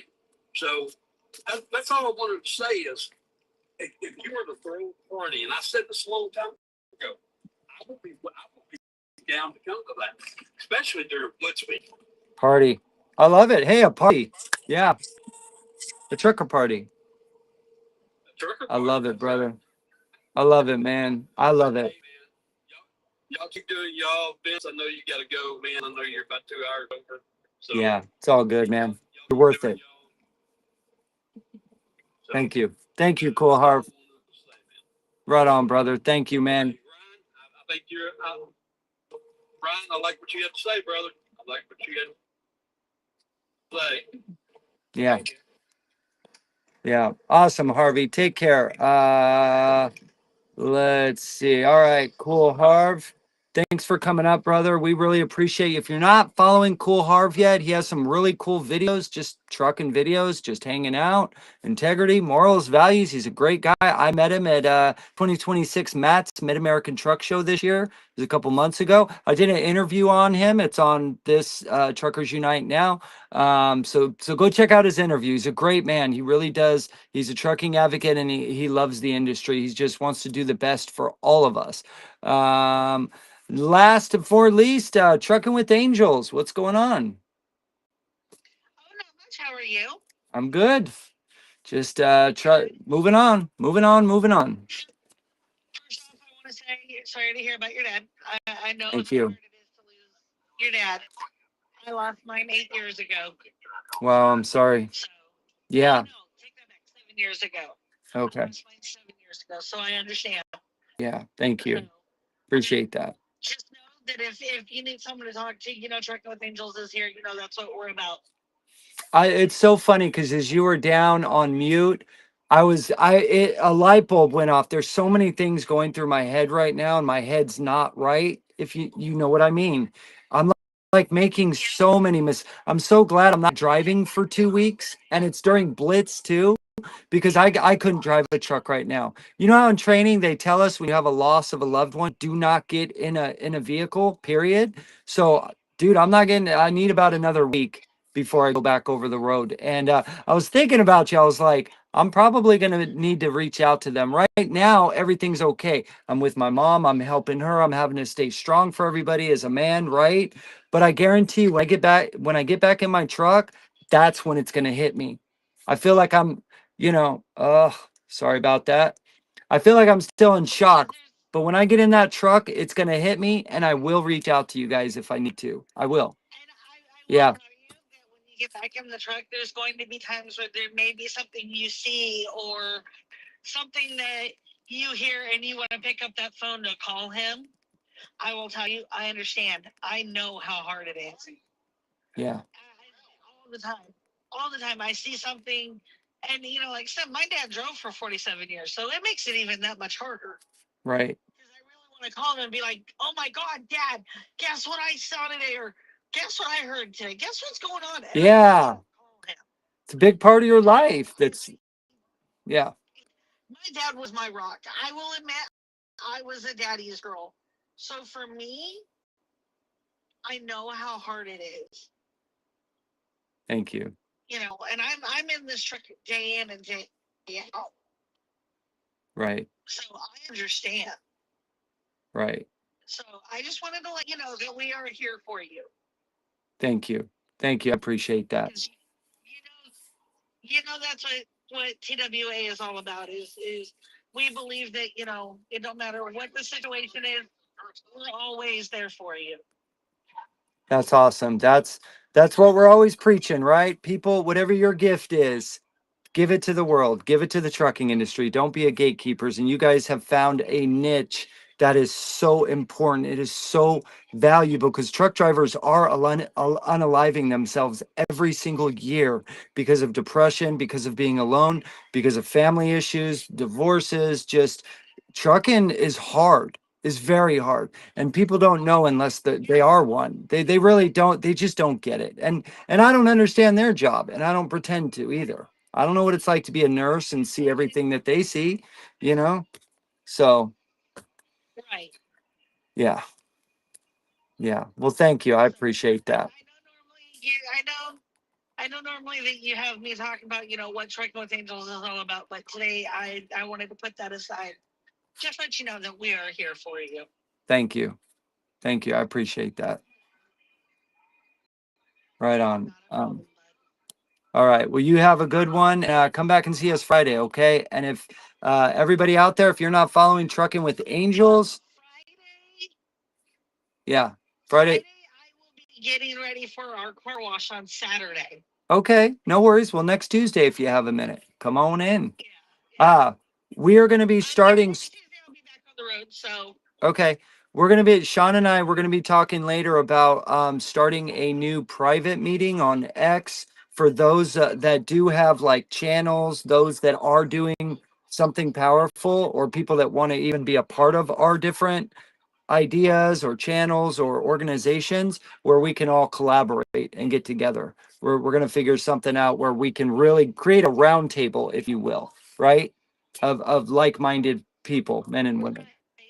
So, I think that would be, I think that's crucial. Yeah, I think that's crucial. So, And I mean, that would really be helpful, just to touch real quick. We've got the Fallen Truckers Memorial. That would help us out. well, you know what I would like, you know what, Help us out you know what would be awesome? tremendously. Yeah. What would be awesome is if we can create a round table where we all know what the other person's thing is. Like just now, I was somewhat there was a woman in here that made a comment and she's like, "Hey, I'm a trucker and I'm new to the industry or whatever." And I said, the only one organization that I know of so far is African American Women in Trucking, and they love to help women. Their organization is about helping women, right? Specifically African American women, but they'll take any woman. They're not, just for African American. So I always direct women now over there. So I'm helping them. And whenever somebody has a uniting question, right? Or a follow the money or research, they hey, come follow Truckers Unite Now or Trucking the USA Today on Facebook, or you know what I mean? We the Truckers .com for advocates. We all kind of just, hey, point the finger over there. This is where you can get help. Thank you, Mom. Thank you. She's so sweet. Right. Yeah. Anyways, yeah, I think it would be a good idea, right? New organization. Like I said, I think that would also be helpful with us having the Fallen Truckers Memorial. Exactly. Truckers Final Mile can help collaborate with that too, with you guys. The problem is, a lot of these different groups, they want to be everything, and none of us can be everything. We all have a niche. That's it. We just need to You know collaborate. what? No. I just had an idea and I want to throw it your way, guys. And this comes from something that's a little bit more mischievous because that's what I am.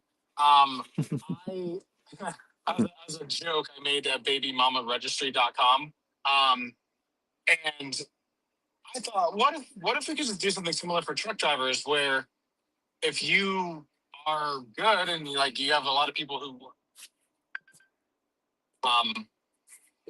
again trying to not to get into that That's okay. No, tell us. you could write when they go up to the big rig in the sky, they can write the memoriams, the notes, whatever, and it could live forever on that site. Whoa. So That'd be crazy. That'd be awesome. well, with the Fallen Truckers Memorial, we kind of are doing something like that. What we're going to do is we're going to eventually have a trailer that is going to have the names, the dates, and all the information that we can get, like the names, dates, if they had a CV handle, if they were military. Those are the 4 key things that we want. They're going to be on our trailer, so the trailer will eventually be going down the road. Love that. Your idea is kind of right on top of what we are already putting in place. Perfect. So people can see these names, people can see these people and be like, yep, they're the ones that paved the way for this industry. We don't want them to be forgotten. So that's our whole hope with the Fallen Truckers Memorial. That's awesome. And we know it's going to take time. That's an easy thing for me to get behind. It's awesome. I mean, you can learn more by going to our website, and the link for our website is in our link tree, which is in our bio. What is I it? love real it. quick? I have my computer right here. I don't know the full website, but if you go to my bio here on TikTok, go to my link tree, and I think it says homepage or it says Fallen Truckers Memorial. Oh, you're one of the two. I'm not 100% positive. Sorry, driving. But yeah, if you go into there, it'll tell you more about the Fallen Truckers Memorial. Awesome. All right, Trucking with Angels. Well, we got to get out of here. It was great speaking with you, and thank you for all the nice things that you said. I really appreciate that. And I'll probably be reaching out to you soon. All right. Thanks so much. I'm more than likely, I'm going to go live. So if anybody wants to come over to my live, go ahead. I'm going to go live. Awesome. Awesome. You take the flag and run with it. All right. You know that. Yep. All right. Okay. God bless. Talk to you later. Bye-bye. Thanks for coming in. And if I didn't say it, Trucking with Angels, thank you for all that you do for truck drivers and being there for them in their time of need and doing what you do. We need people like you so desperately. Y'all are awesome. Ryan, bro, I don't know where you came from, but you are an amazing person. You're smart, you're dedicated, you're passionate, and we need you on our team, man. You're a truck driver. So dude, we please come back and see us more often if you can, if you have the time. We'd really love to have you. You're great, man. I'm mostly a night driver, so we're in one of those down weeks right now while we wait for the next gig. So I'm kind of just hanging out in Vegas. I'm like, oh, let me come across TikTok, and I'm like, oh, this looks cool. What are they talking about? Wow. That is so awesome, man. I'm glad we're getting out there. And we're gonna put you to work. You just don't know it yet. So welcome to the team. And we pay real well. It's $3.99. I don't know if you ever heard of that. FRE 99. Yeah. And there's no taxes that you have to worry about. You just gotta your time. It's amazing. That works. Yep. But your life will get better, and as everybody else's life around you gets better because of your hard work and using the gifts that you were born with, your life will get better eventually. That's what people don't understand. Nobody can have it all. And all you're going to do is burn out your energy trying. You're not going to obtain it all. You're never going to obtain all the power and the money in the world. It's not going to happen. I mean, human nature is to want more. I get it. But you're not going to get it all. I'm sorry to tell you, right? I'm burying my father next week, and he's going to be buried with a suit and a couple and some pins, right? That's it. Everything he owns is now going to go to somebody else. And that's going to be the same for me one day, and you one day, and you one day, and all of you one day. So all we have is this moment, right? That we are living together, spinning on this rock in the middle of nowhere in the universe, right? Or the middle of somewhere. All we have is this short century that we're spending together. And 300 years from now, nobody's going to remember who we are. So let's make our lives better, our lives, because tomorrow does matter for the next generation. That's what the people that are already gone, you guys, they worked really hard at making our life what it is today. All the amazing inventors and people that have worked hard, people that have fought wars for our freedoms and protections, and people that have lost their life to make our life better. I feel like I owe them something, owe them to try hard in my life. That's how we got started, is, pay it forward. Vince, I don't want to cut you off real quick, but our numbers are pretty quick while we had a bunch. We want to talk about go get your comment done in the FMCSA website. If you guys haven't done it yet, please put a comment in there. There's links running around. Message me. I can send you a link over how to get it on there. The easy steps. We've broken it down. So it's really slide. Like I said, the government side on there, it makes people scared and nervous, and they don't think they can move around it.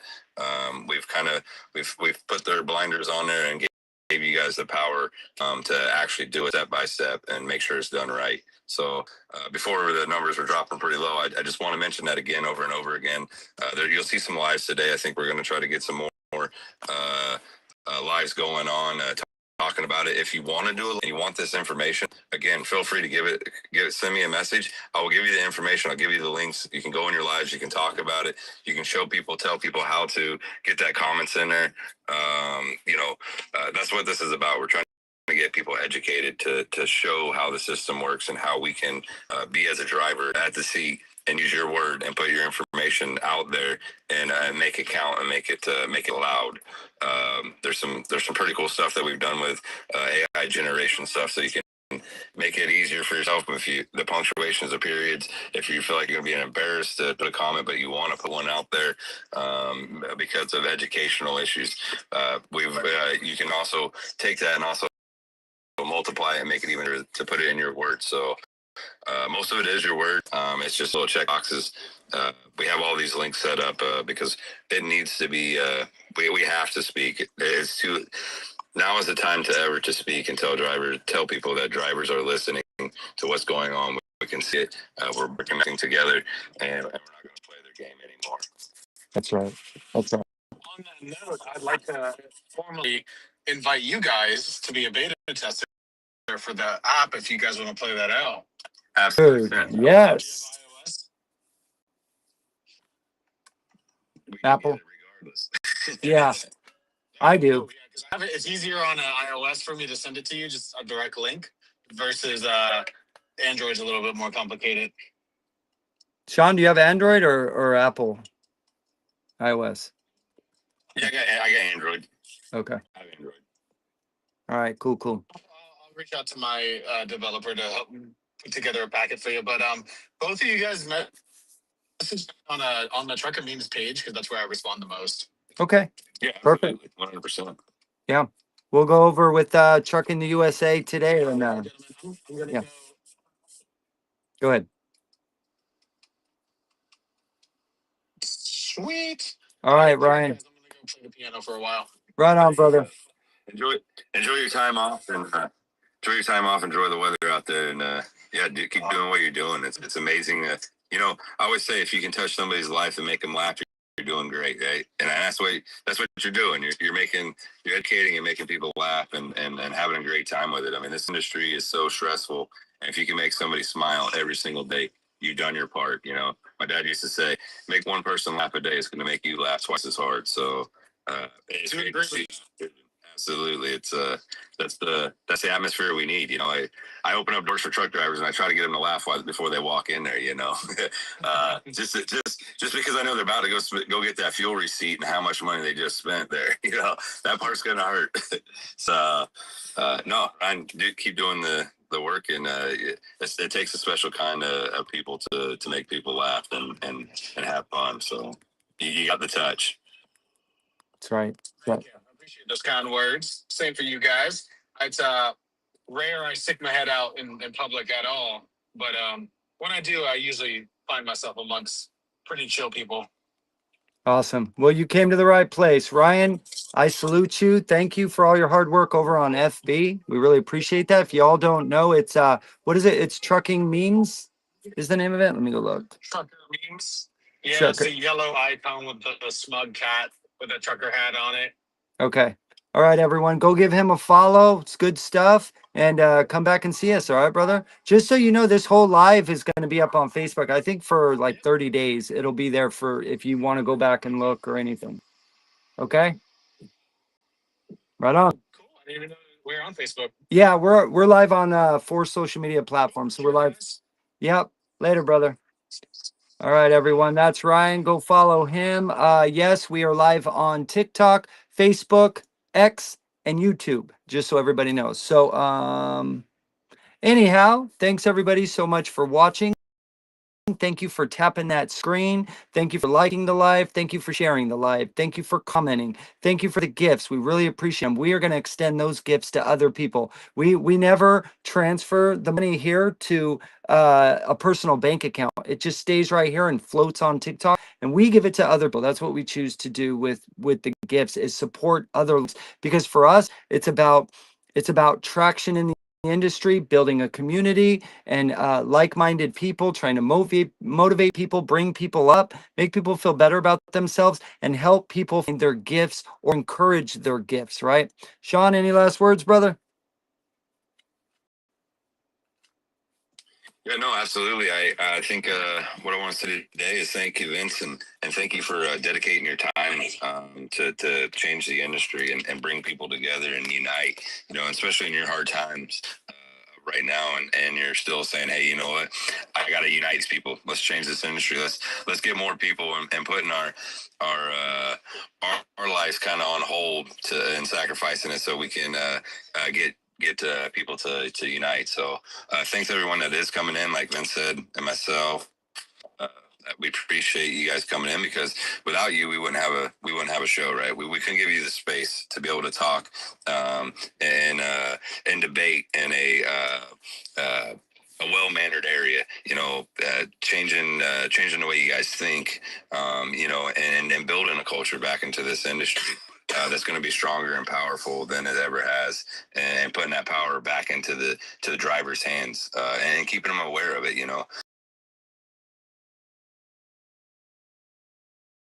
Say if you need anything, I'm dedicating my day away to help you guys get those comments in. We don't have very much. We got until May 15th, so we really want to get those comments in there and show that we do have a voice. And Vince, with that, I leave it to you. Thank you for everything you do, and thanks for being a team and bringing that teamship to as a whole.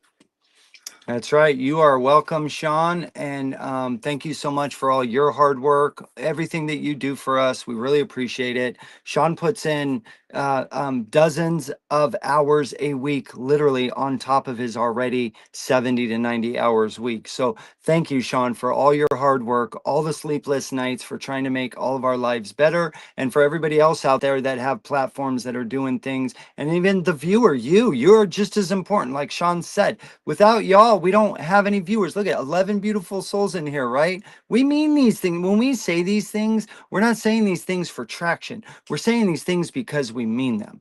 The money all goes right back to other people, other gifts, to gain traction, to get people to follow each other, like each other, share each other's content. We are trying to get to the FYP, the Federal Motor Carrier Safety Administration, the FMCSA.org.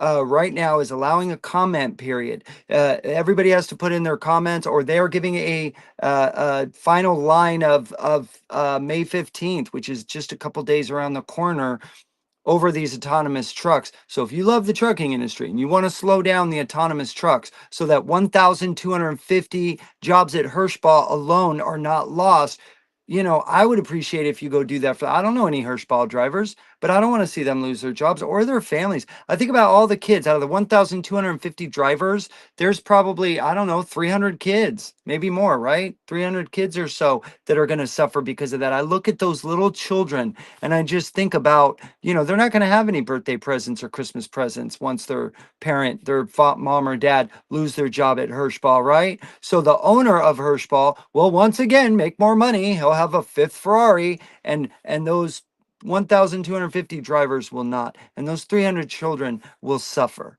The whole family will suffer. And then those, 1,200 employees are not going to be able to spend their money out in the community. So that's going to hurt jobs. That's going to hurt those business owners and those employees. It all goes downhill.